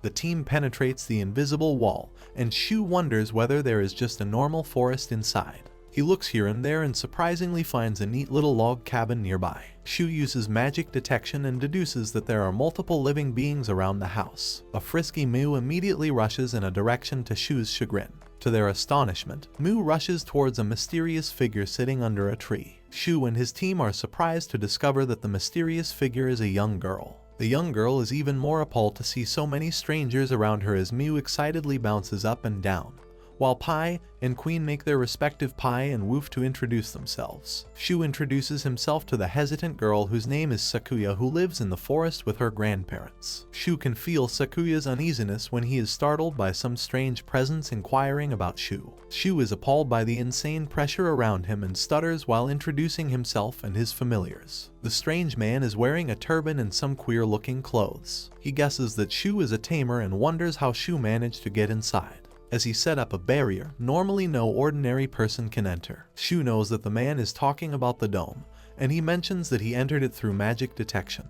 The man shocks Shu further when he lauds Shu for performing a difficult thing such as magic detection, even being a human. Shu begins to tremble with fear and wonders about the strange old man. Shu runs his appraisal over him and discovers that the old man is a wind dragon. A frantic Shu breaks into a cold sweat and wonders whether Sakuya is also a dragon. The smart old man catches a frenzied Shu using appraisal and assures him that they have already left the village of dragons and are living a leisurely life here. Shu actually has a reason to be scared. After all, who isn't terrified of dragons? The old man is actually astounded to find these young creatures roaming around alone by themselves in a precarious area. He is struck by a lightning bolt when Shu tells him that they are hunting all by themselves because he feels that even if Shu is accompanied by familiars, they will make no difference. The old man offers to look for prey for them, and in return, Shu has to give company to Sakuya. The old man orders sternly to Pai, Queen, and Miu to accompany him, while the poor creatures whimper at his sight. They pitiably turn to Shu for a safe call, however, are completely disappointed when Shu instructs them to accompany the old man. Out of the blue, an old woman approaches them and Sakuya addresses her as her grandma.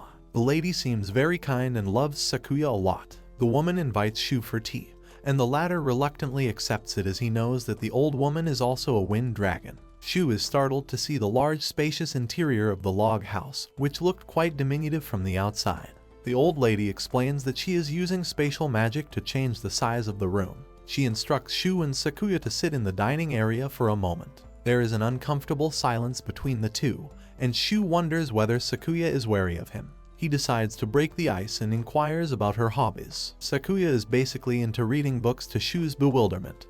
He actually screams in excitement, knocking the sense out of the poor girl. But then he apologizes for his behavior, explaining that he is too poor to afford books. The kind of books Sakuya loves are story and magic books. Shu really longs to read some magic books. The lady arrives bringing hot tea for them, and thanks Shu for giving company to Sakuya because she doesn't have anyone to talk to except her grandparents. The lady then questions Shu about his background and pities him for belonging to an orphanage. However, Shu mentions that he has a lot of friends there. The old woman explains why those 3 lone souls are actually living in a place like this. At first, it started out as a whim of Sakuya's grandpa, as he always loved to travel, but then the 3 of them would always return to the village of dragons. However, the old man got bored and then they started to live inside the dome. Sakuya has always been a bit of a recluse, never fitting in with other kids and getting bullied. For this reason, she came to live with her grandparents despite her parents being alive and quite well. To live here in peace, away from monsters and people, the old man set up an illusionary barrier with his magic. While they are chatting, Shu hears the familiar bark of the queen from outside and the old woman assumes that the hunting party has returned. Shu rises from his chair to welcome them, but his eyes pop out in alarm when he finds that the peculiar hunting party has gotten a large number of huge kills. Shu is bewildered to find a lot of dead high-ranked monsters that he has never seen before. He is further alarmed when the old man declares that all these kills are a gift for Shu themselves and also they were in high spirits. However, Shu is apprehensive about carrying all these high-level monsters back to the city because that might raise suspicions. The old man suggests that Shu can always use his item box, then dismantle all the carcasses and only take the meat with him.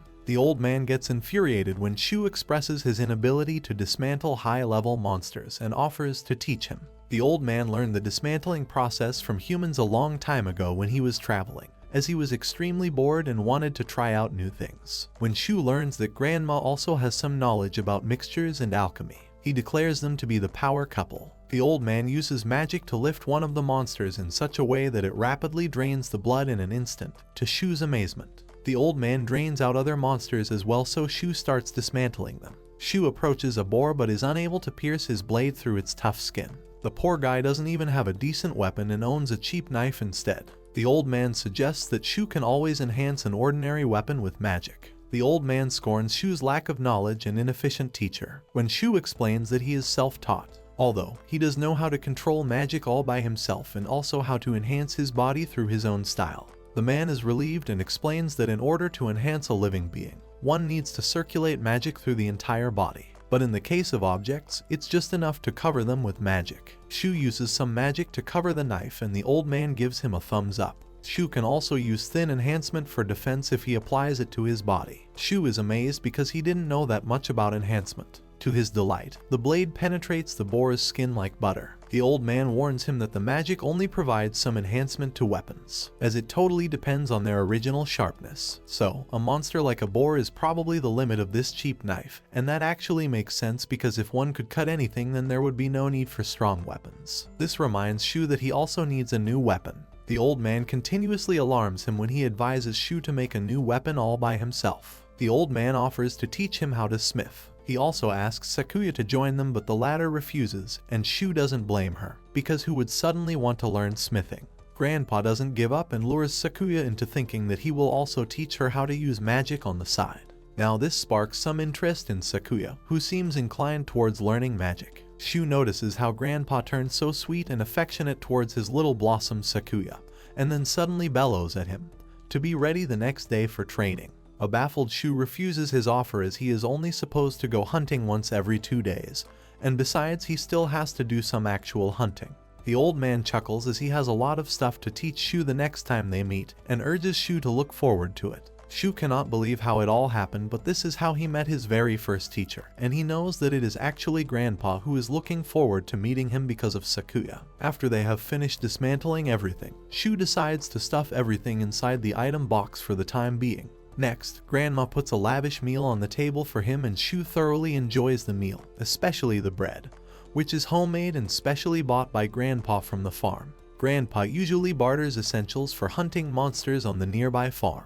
Shu is sure that the farm people are grateful for having fewer monsters. To express his gratitude, Shu presents the kind people with some fruit, and Grandma is more than delighted because Grandpa usually doesn't bring any sweets for them. So, she decides to cut them and eat them right away. Even Sakuya enjoys the sweet and succulent taste of the fruit and wants a second helping to the old man's irritation. However, Shu gives them another one to their delight. Soon, it's time for Shu to leave and the kind family requests him to visit again. Even Grandpa wants to practice magic with Shu the next time. Even a very shy Sakuya wants Shu again and smiles as they both exchange goodbyes. When Sakuya hugs Queen, Mu, and Pai gleefully, everyone is astonished to see the table turn so unexpectedly. The old man's eyes get so wide that their bizarreness terrifies Shu. Shu promises to return in 2 days. Now, since Shu didn't have any actual prey that he could take home, the little hunting party had to hunt a few rabbits in a fun frenzy. When he reaches home, the director is overwhelmed by the amount of meat he has brought. Now, Shu cannot tell her the truth that he actually got all that from a wind dragon grandpa. So he fabricates a story that the meat is from fanged boars they caught in the forest since they were quite a lot. So firstly, they had to dismantle them and then bring all of them home. Still, the director is boggled because she doesn't know what to do with that much flesh. The smart children suggested to her that they should dry the meat, tan the leather, and sell them in the market. The next time Shu visits Grandpa, he is flustered to find that the old man has brought even more kills than last time. Shu is fretting over because he doesn't know how he will take them all back home. Grandma explains that this is because Sakuya always lauds his efforts whenever he brings an enormous lot, and Shu knows that old Gramps has actually lost it all. Still, those kind souls taught Shu a lot of things and he was especially looking forward to those magic lessons.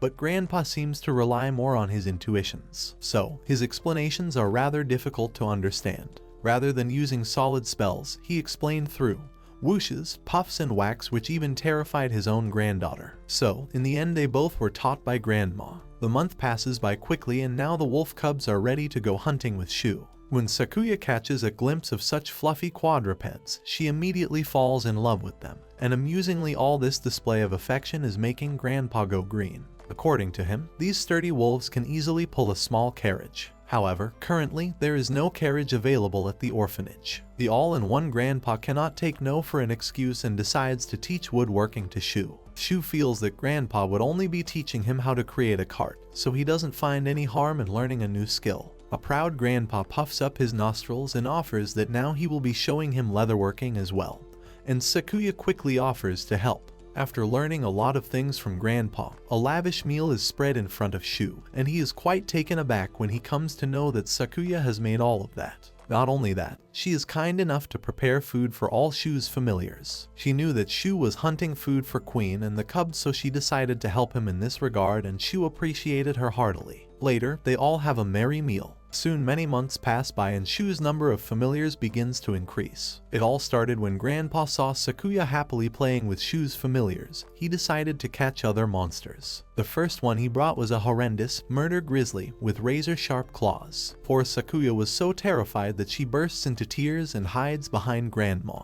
And then no one, even Grandpa, is able to tame it. The next one he caught was a forest wolf. However, this time, Grandpa puts him to sleep with magic and wants Shu to put magic into its core. But even after many attempts, the magic just didn't flow into the core properly. Now, this tactic probably worked with the Queen earlier because she was wounded at that time. Shu apologizes to Grandpa that even that forest wolf won't be tamed that easily. Next, he brought a horned rabbit. Now Shu had already tamed that kind of animal before, namely Mew. So, he decided to give it a shot. In no time, Shu successfully manages to tame the horned rabbit. Shu decides to test it a few more times to figure out the conditions. He tries taming a snake and the process is a success. However, a fanged boar is nearly impossible. Amusingly, Grandpa wants Shu to try that taming process on him. It turns out that the only monsters Shu can make his familiars are monsters that he can realistically defeat. And so another horned rabbit, a shadow owl, a poison snake, a blue tiger, a wooden monkey, and a silver squirrel become his familiars, with the exception of being able to tame stronger monsters once they are weakened.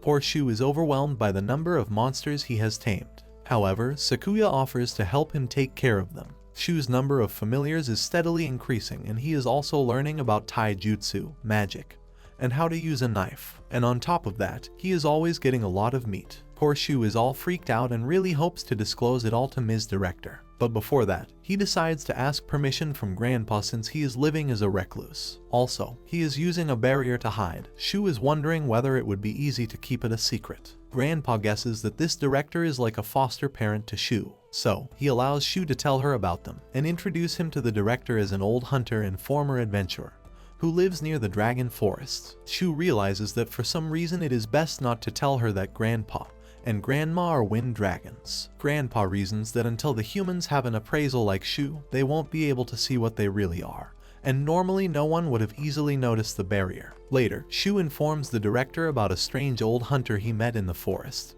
who has been providing them with all that meat. The director gets mad at Shu for not telling her something that important before. An embarrassed Shu explains miserably that at first the only thing he got was some meat, so that's why he didn't tell the director. And also Grandpa went hunting with his familiars, so she can say that he is helping him out. However, the director is still infuriated and yells at Shu so badly that all the others gather around the door to eavesdrop on their conversation. Shu is deeply sorry, and this mellows down the old lady a little. He tells her how he keeps the company of their lonely granddaughter and has learned a lot of things from him. Also, Grandpa has taught him how to make familiars. The director makes up his mind to visit the old couple to thank them for their efforts towards the orphanage. However, Shu points out that she cannot go to the dragon forest, but Grandpa mentioned that he visits the town sometimes, so Ms. Director can always meet him. The director is adamant that Grandpa has to pay her a visit to this orphanage. Shu promises to talk to the old man. Once inside the dome, Shu transferred Ms. Director's invitation to Grandpa, as it seemed like the director wanted to thank him personally. For this reason, Shu requested Grandpa to visit the orphanage during his next shopping trip to town. Grandpa agrees readily and decides to take Sakuya along with him, as she always wanted to check out the human village at least once. He surprises Shu when he tells him that he wants to make preparations for the trip, as he is supposed to be a hunter and better bring some prey. Grandpa also finds out that this is the perfect time to create a carriage to Shu's excitement. Grandpa points out the wooden logs that have been left out drying while teaching Shu woodworking.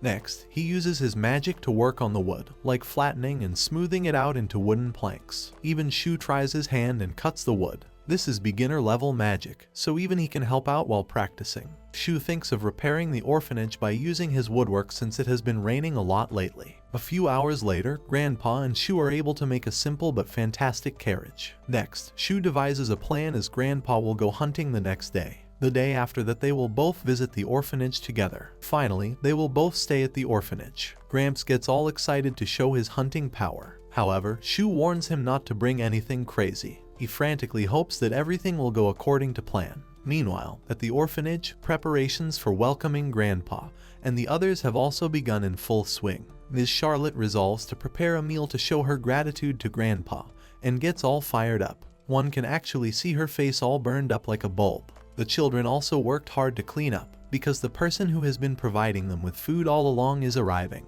That day, as expected by a suspicious Shu, is one big mess as Grandpa puts a horde of carcasses in front of him. Shu is about to get a heart attack when Grandpa expresses his intention to take all the monster carcasses to the village. Seeing a wyvern, a distraught Shu reminds him that he was not supposed to bring anything crazy. However, Grandpa insists that those are all high-level monsters, so they will sell for a lot of money. Shu brings light to the issue of transporting all those carcasses to the town. Shu lets out a sarcastic sigh when Grandpa discloses that they will be carrying all of them in the carriage they built earlier. He gently mentions that not all of these will fit in a carriage. Looks like Grandpa lacks some common sense. However, Grandpa suggests that he would be using spatial magic. Shu insists that he must give up and load only the normal monsters, but Grandpa is also adamant that normal monsters don't impress humans. Poor Gramps has set his heart to make a great impression on the humans. He reasons that if the humans see that he defeated high-ranking monsters, they will be grateful, and not only that, Sakuya will be thoroughly impressed by him. A flustered Shu wonders where Grandpa gets all these idiotic ideas. However, the ever-cheerful Grandma seems quite used to it. Both Grandma and Sakuya are all set for the trip and wonder if they can help Shu in any way. Shu offers her a red cloth to put on all the familiars just like his other familiars used to wear. They have to wear it in town to show that they belong to the orphanage. Grandpa is going bonkers while looking at his cutie pie Sakuya wearing a backpack. Soon Sakuya happily puts scarves around all the familiars. Next, the luggage is all loaded on the carriage and the queen is harnessed with the carriage. Shu knows that the load is quite heavy, but he encourages Queen to do his best. Queen yelps gleefully in affirmation while all the other familiars are ready. Soon this whole group sets out for the orphanage, and so they return to the town without any real issues. However, the guard at the gate was hit by 10,000 volts of electricity by the sight of all the monsters. Shu explains to him that his family of familiars have increased, and that he was with Sakuya and her family. The guard inquires about an identity, which Shu can easily provide as he has an identification card from the guild and Grandma has one from the Merchants Guild. The guard is completely astounded by finding out that Grandpa is a rank 3 adventurer while Grandma is a silver rank in the Merchant Guild, and this makes them belong to the elite class. The guard informs them that they now don't have to pay the entry fees. Thus, Sakuya's first trip to the human town begins and she seems a little appalled by the hustle and bustle of the city. So, most of the time she is hiding behind Grandma. It is then a strange man glares at them. So Shu warns Grandpa as there is an increase in roguish adventurers lately, and there have been many cases where they have caused trouble for the townies. Now, Grandpa is only worried about Sakuya and warns her to be vigilant. Grandpa hesitantly points out to Grandma that she must not worry as she would be completely fine. Who would actually want to bother her? Even if they did, Grandma would be stronger than them anyway. Now that seems like a slight insult wrapped in concern from Grandpa's side. However, Grandma keeps on smiling despite being deeply hurt. However, Shu asks both the grandparents to stop fighting as their bickering is scaring off Sakuya. Both frantically apologize and prove that they are made for each other. Soon they reach the orphanage, where all the orphanage dwellers have come to welcome them. In the first part, all of them introduce each other, while the director thanks them for always looking after Shu. The grandparents mention how he has accompanied Sakuya and also it has been a long time since they have had such an exciting life thanks to Shu. The director then invites them to eat, and the old couple agrees, while Shu will eat after he has set Queen free from that heavy load. Pipsqueak is all curious about Sakuya and whether she actually lives in a forest. After a hearty meal, Shu suggests that they can always go to the market to sell monster materials. Pipsqueak after a long time throws a tantrum to accompany Shu.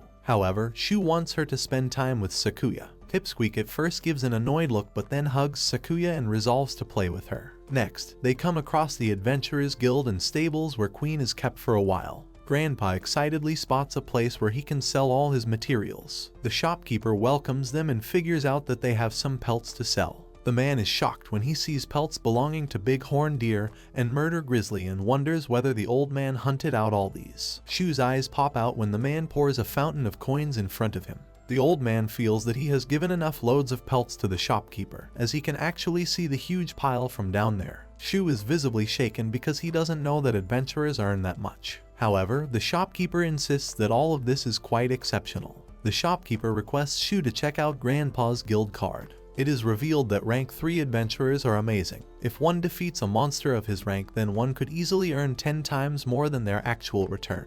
While Shu has spaced out looking at that kind of stash, the shopkeeper advises Grandpa to renew his card as everything in it is about a decade old. If one is a low-ranking member, one could lose his card for not paying guild tax for so long.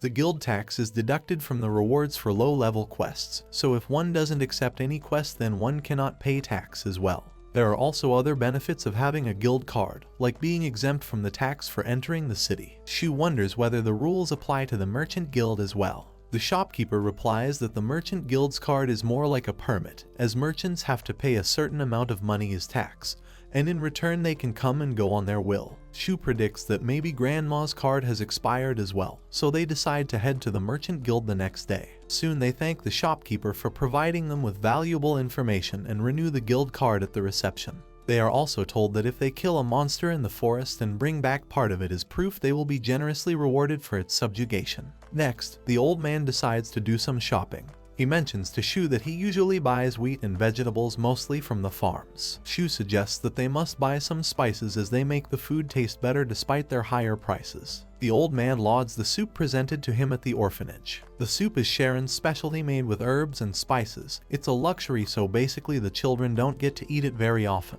The old man offers to buy some spices for the orphanage as well, to Shu's disbelief. Grandpa gets all hyped, deciding to buy drinks or maybe some new clothes for Sakuya. After a while, they bought flour, cheese, and spices from the grocery store. Next, they bought cooking liquor, vinegar, and several kinds of ale at the liquor store. And finally, they went to a clothing store to buy a souvenir for Sakuya. Grandpa is flooded with immense love for his granddaughter as he wants to buy a whole lot of clothes for her. But Shu freaks out about the exorbitant price they have to pay for the lot. As they return to the orphanage, Shu is amazed that the familiars and children at the orphanage are getting along well. Grandpa immediately vanishes in thin air and constantly calls out for Sakuya, who is playing with Ilya and Pipsqueak, and even she is dumbstruck by the number of yarns Grandpa has bought for her and the girls. Soon the elated girls rush to the director and request her to make new clothes for them out of the yarns. The director is overwhelmed by the amount of work placed on her shoulder, so of course she begins to reprimand Grandpa.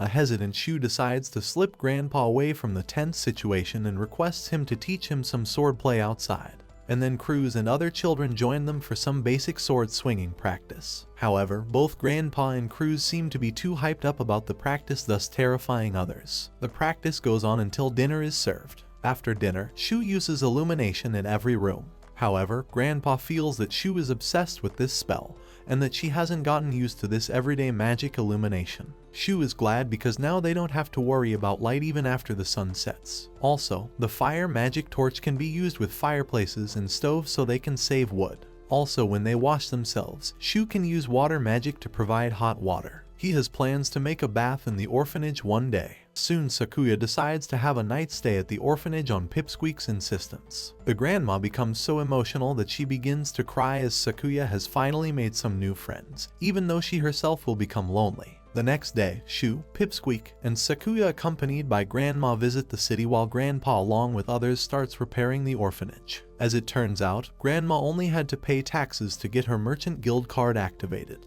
Next, Pipsqueak wants to take Sakuya to the bakery where all kinds of delicious confectionery is neatly organized. Sakuya gets a whiff of the freshly baked goods and she is mesmerized. Grandma allows them to have some hot cross buns for snacks. While munching down the buns, Pipsqueak expresses her desire to be taken to the store from where Grandpa bought the fabric, as she and Sakuya want to wear matching clothes to Shu's confusion, because she is chomping down the bun so hard that all that is coming out of her mouth is gibberish. Grandma further clarifies that Pipsqueak wants to have a matching outfit, so for that she will need more fabric.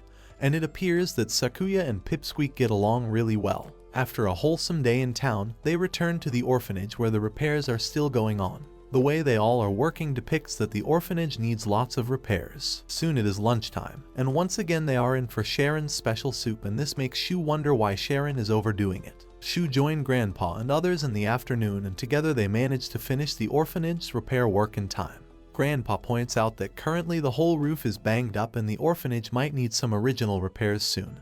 And here Shu has another reason to earn more money. Grandpa is still very energetic and wants the children to resume their training. Assuming that the children must be exhausted, Shu is about to suggest all must take a break when a hysterical Cruz comes running along all hyped up for training.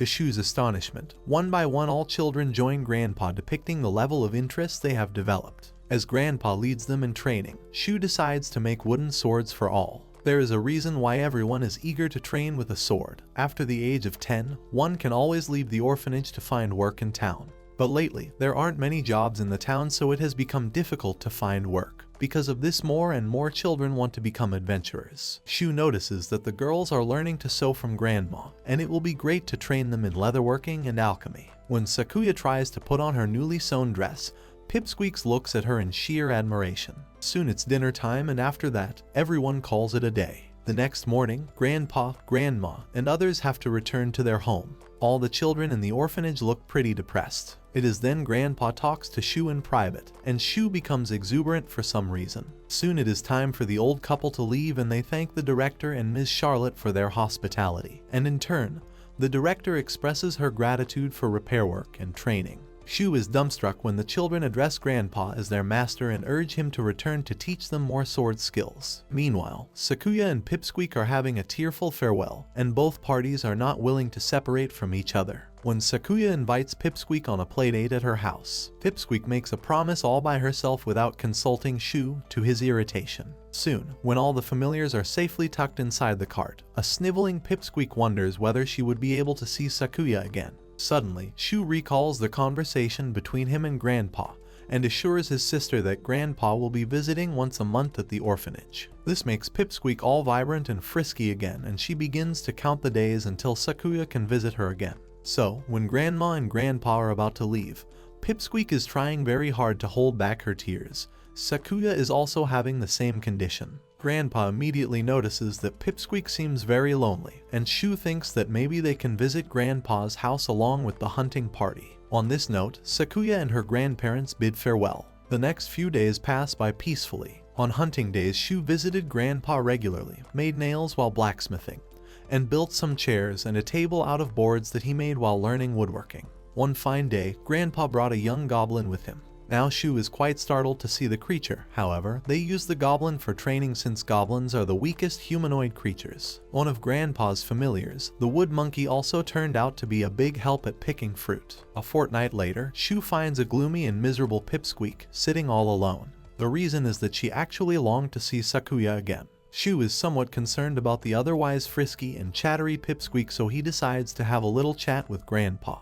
At his next meeting, he asks Grandpa whether Pipsqueak, Ilya, and Cruz can visit Sakuya. Grandpa has no issues if those three are visiting the forest on a regular basis. Still, he wants to keep his house secret from those three. Grandpa decides to build a cabin outside the forest because then they don't have to meet in the forest every time. Seeing the puzzled look on Shu, Grandpa suggests that we'll start building right away. In fact, he urges Shu to build the house by himself as it will be good practice for woodworking, and it will come in handy when the orphanage needs repair again.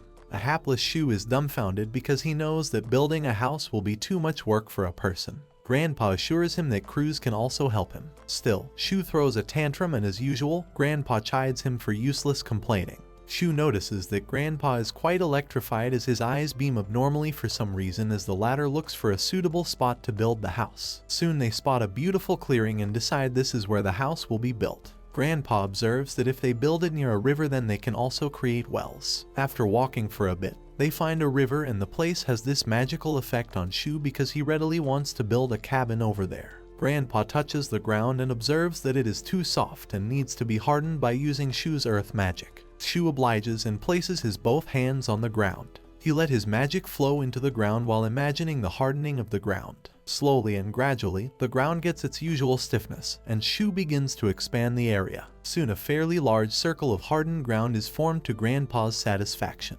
Next, Shu is told to create some boulders around the area, as those will be used to hide the cabin. Shu uses magic, and within seconds the circular area is surrounded by massive rocky boulders. Grandpa stops him right away, calling it a day. Shu promises to return with everyone the next day. Meanwhile, Grandpa takes the responsibility of bringing more wood. Back at the orphanage, Shu breaks the good news to Pipsqueak that she can finally meet Sakuya if the director gives permission. Pipsqueak dashes towards the director's room without giving it a second thought. Later, she begs and pleads tearfully in front of the director, and the old lady is only worried that the children might disturb that kind old couple. Shu assures her that they won't be going to their house. There is a small cabin just outside the forest, and he is building it as part of his woodworking practice. Shu mentions that Cruz and others will also be accompanying him. The director is still skeptical about building a cabin all of a sudden because that might also be causing trouble. However, Shu assures her that Grandpa loves woodworking in his free time. Also, Sakuya misses everyone.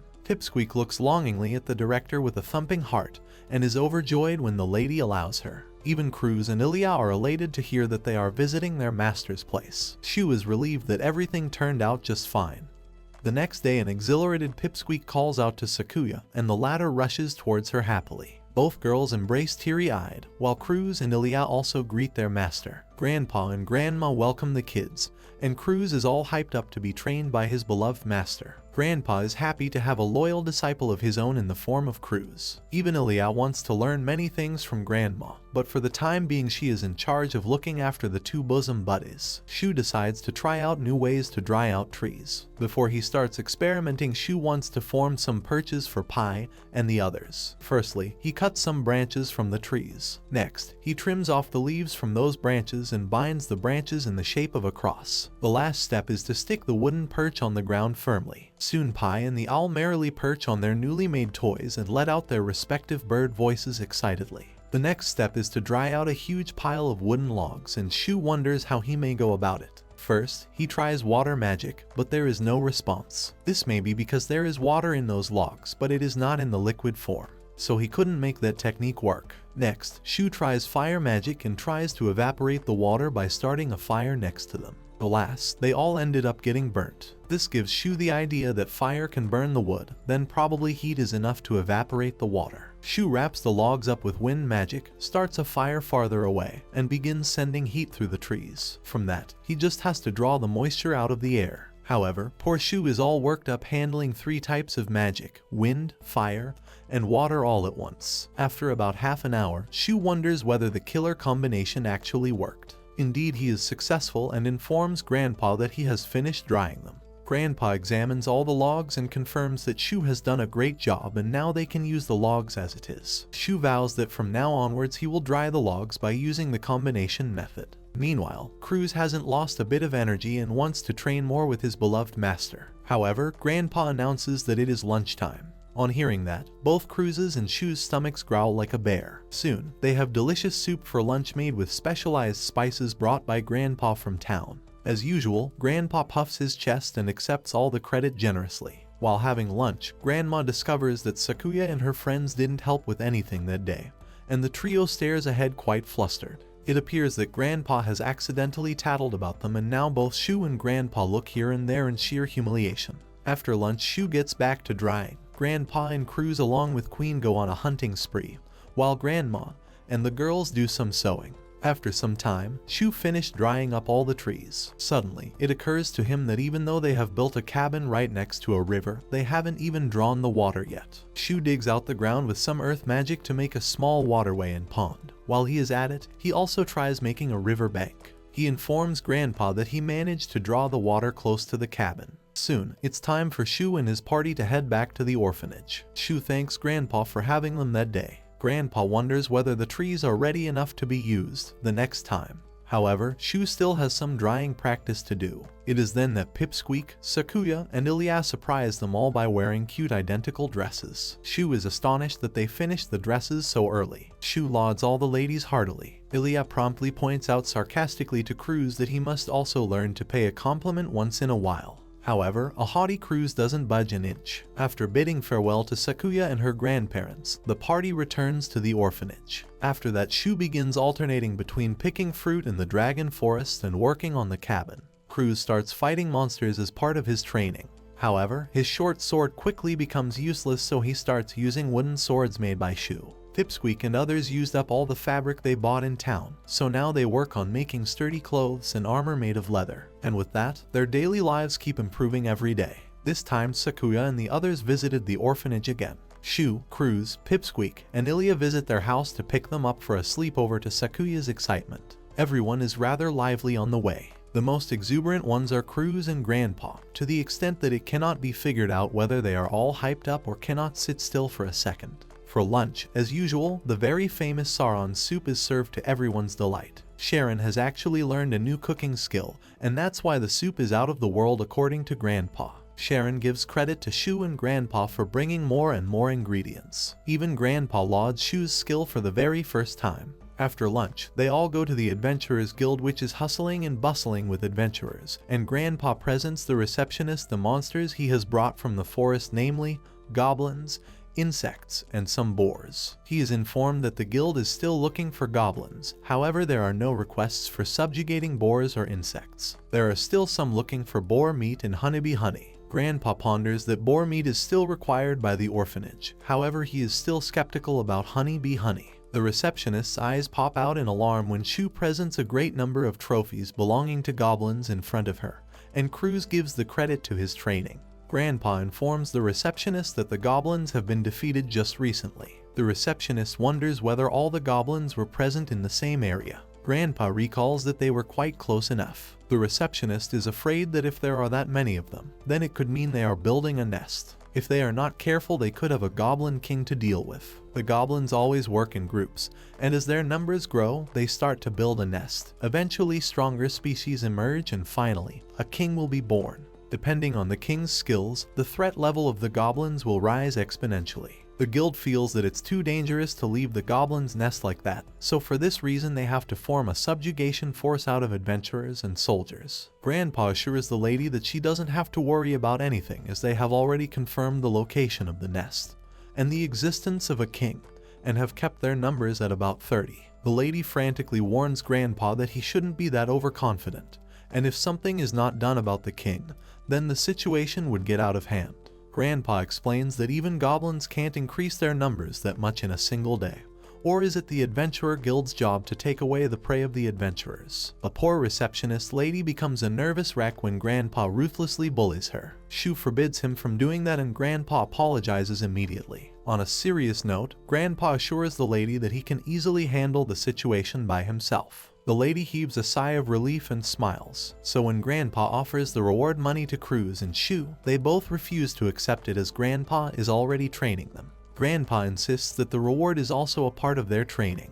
When both Cruz and Shu display a puzzled expression on their faces, Grandpa assures them that from now onwards they will fight even stronger monsters, so the reward will be used to buy even stronger weapons. Shu predicts that now Grandpa will take them to a weapon shop. However, Grandpa decides to visit the fabric store first, as Sakuya and Grandma have asked him to buy a lot of new fabric for them, since they used up all of it last time. This time Grandpa seems to have bought fabric for the whole city, as he carries loads of it, going nearly over budget. After buying wheat, spices, alcohol, and some other things, they finally arrive at the arms shop. This is a popular store for adventurers, and it's also where they bought Cruz's short sword and Ilya's short bow. Firstly, Cruz is told to choose a weapon for himself. When Shu feels that Cruz is done, he also steps forward to choose one for himself. However, Grandpa stops him and wonders whether he has used appraisal recently. When Shu refutes, Grandpa warns him solemnly that if one's skills and techniques aren't used regularly, then they will not grow. Grandpa orders Shu to find himself a bargain by using appraisal. Actually, Grandpa has hit the target, because if Shu's appraisal is powerful enough to be able to detect Grandpa's true race, then he can easily find something other people might have overlooked. Shu recalls that this is because he acquired that skill directly from God. Shu is advised to look through the old and used ones, however his appraisal skill must be camouflaged at all costs. Soon, Shu looks through the weapons and finds none of them special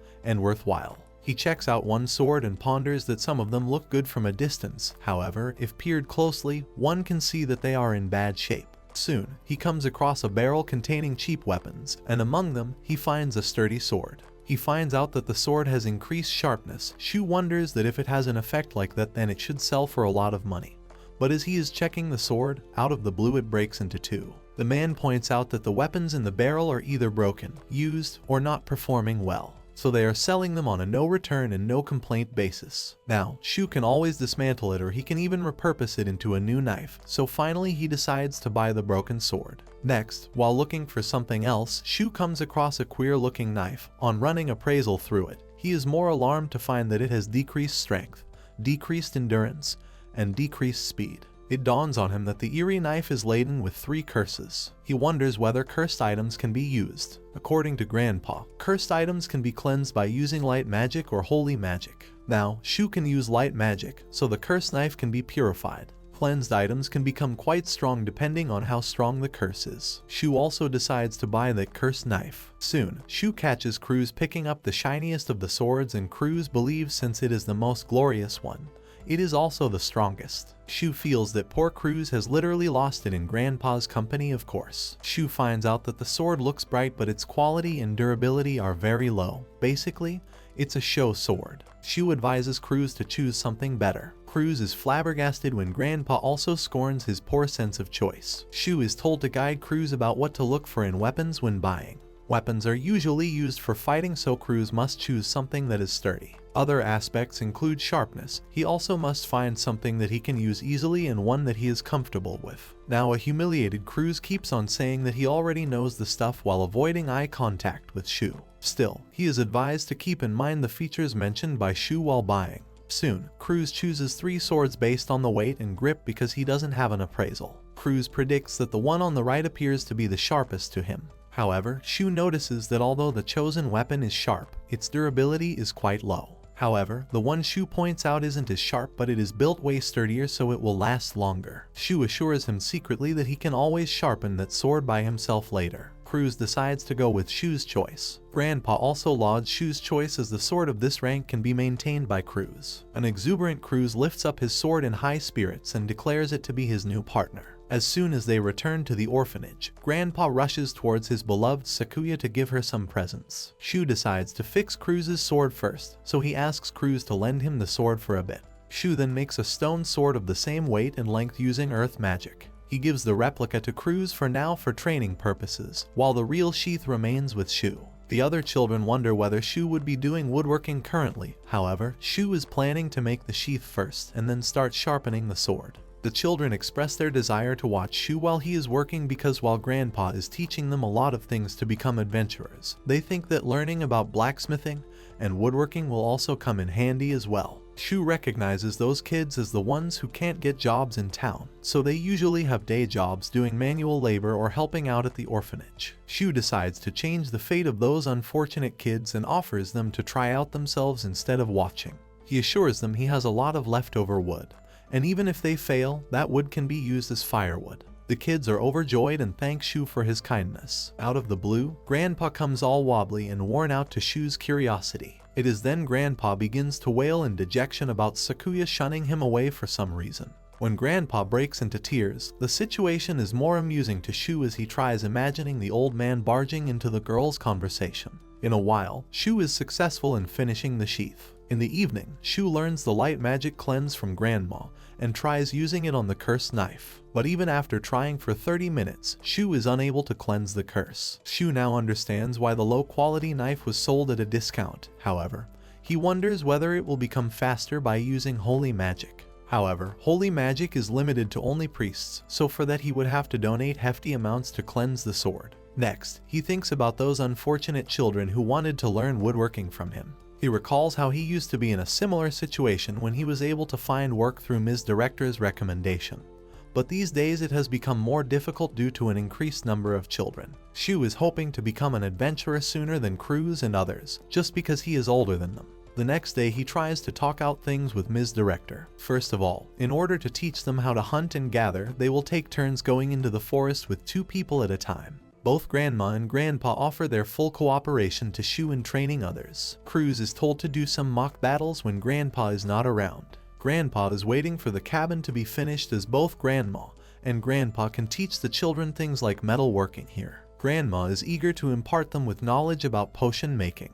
In the following days, Grandpa taught the boys about woodworking and sword fighting, and Grandma taught the girls sewing, leatherwork, and making medicine. Shu watches those 2 angels putting their souls into imparting knowledge to the orphans and realizes that he owes these 2 a favor yet again. So when the day of Grandpa's departure comes, Shu discusses with him the cleansing process of the cursed knife. However, the old man advises him to keep on cleansing until it is done as cursed items can be a hassle. Shu mentions that he can't even use holy magic since he is not a priest. But Grandpa has a different theory regarding holy magic, as one has to have a connection with God. Shu recalls that he reincarnated in this world due to a god, so in this regard, he can easily use holy magic, but Grandpa advises him to be patient for the time being. The next time they went out, they took 2 boys from the orphanage with them. They are just going to patrol around the forest, and Shu assures them that they needn't be afraid as there are no strong monsters around. Still, the first-timers are naturally scared. Soon Mu signals something and Shu guesses that she might have detected a horned rabbit. Newbies are told to observe while the rest head forward to slay their prey. However, Cruz immediately tackles the horned rodent as soon as it attacks him. However, he swishes his sword and swipes it rapidly around the rabbit's neck. The newbies are awestruck as Cruz poses in front of them victoriously holding his first kill of the day. Shu explains that the method Cruz used might be hard to crack for them. However, the next time he will teach the pit method. In no time, Pai also finds a fanged boar. Shu is all excited because he detects the size of the boar to be enormous, and a perfect chance for everyone to level up. Their strategy is to create a pitfall using magic with him and his little sister in the front, while Cruz and Ilya each form a pair with one of the newbies, and take a position on both sides. Next, Mew is sent to lure the burly boar, who angrily follows the frisky fellow and falls into the pit. As soon as the fanged boar falls into the pit, Shu immediately hardens the floor. Shu then instructs the newbies to attack its eyes. Now, the boar appears so horrendous to the children that they tremble like a leaf while their hands holding the daggers shake hysterically. Cruz notices their hesitation and offers that they can start with a horned rabbit. However, the children refute the notion. The children muster up their courage and stab the monster's eyes together. Shu lauds their efforts. The kids find the day very exhausting. Also, the fanged boar scared them out of their wits. Not only that, but their level also rose up to 10 thanks to Shu and his friends. Shu takes up to drain the monster's blood while instructing the newbies to rest. Now, a fanged boar might have been a lot for a day, but Cruz brings even stronger prey. Shu really hopes that their level keeps on increasing day by day, and then hunting will become a piece of cake for all.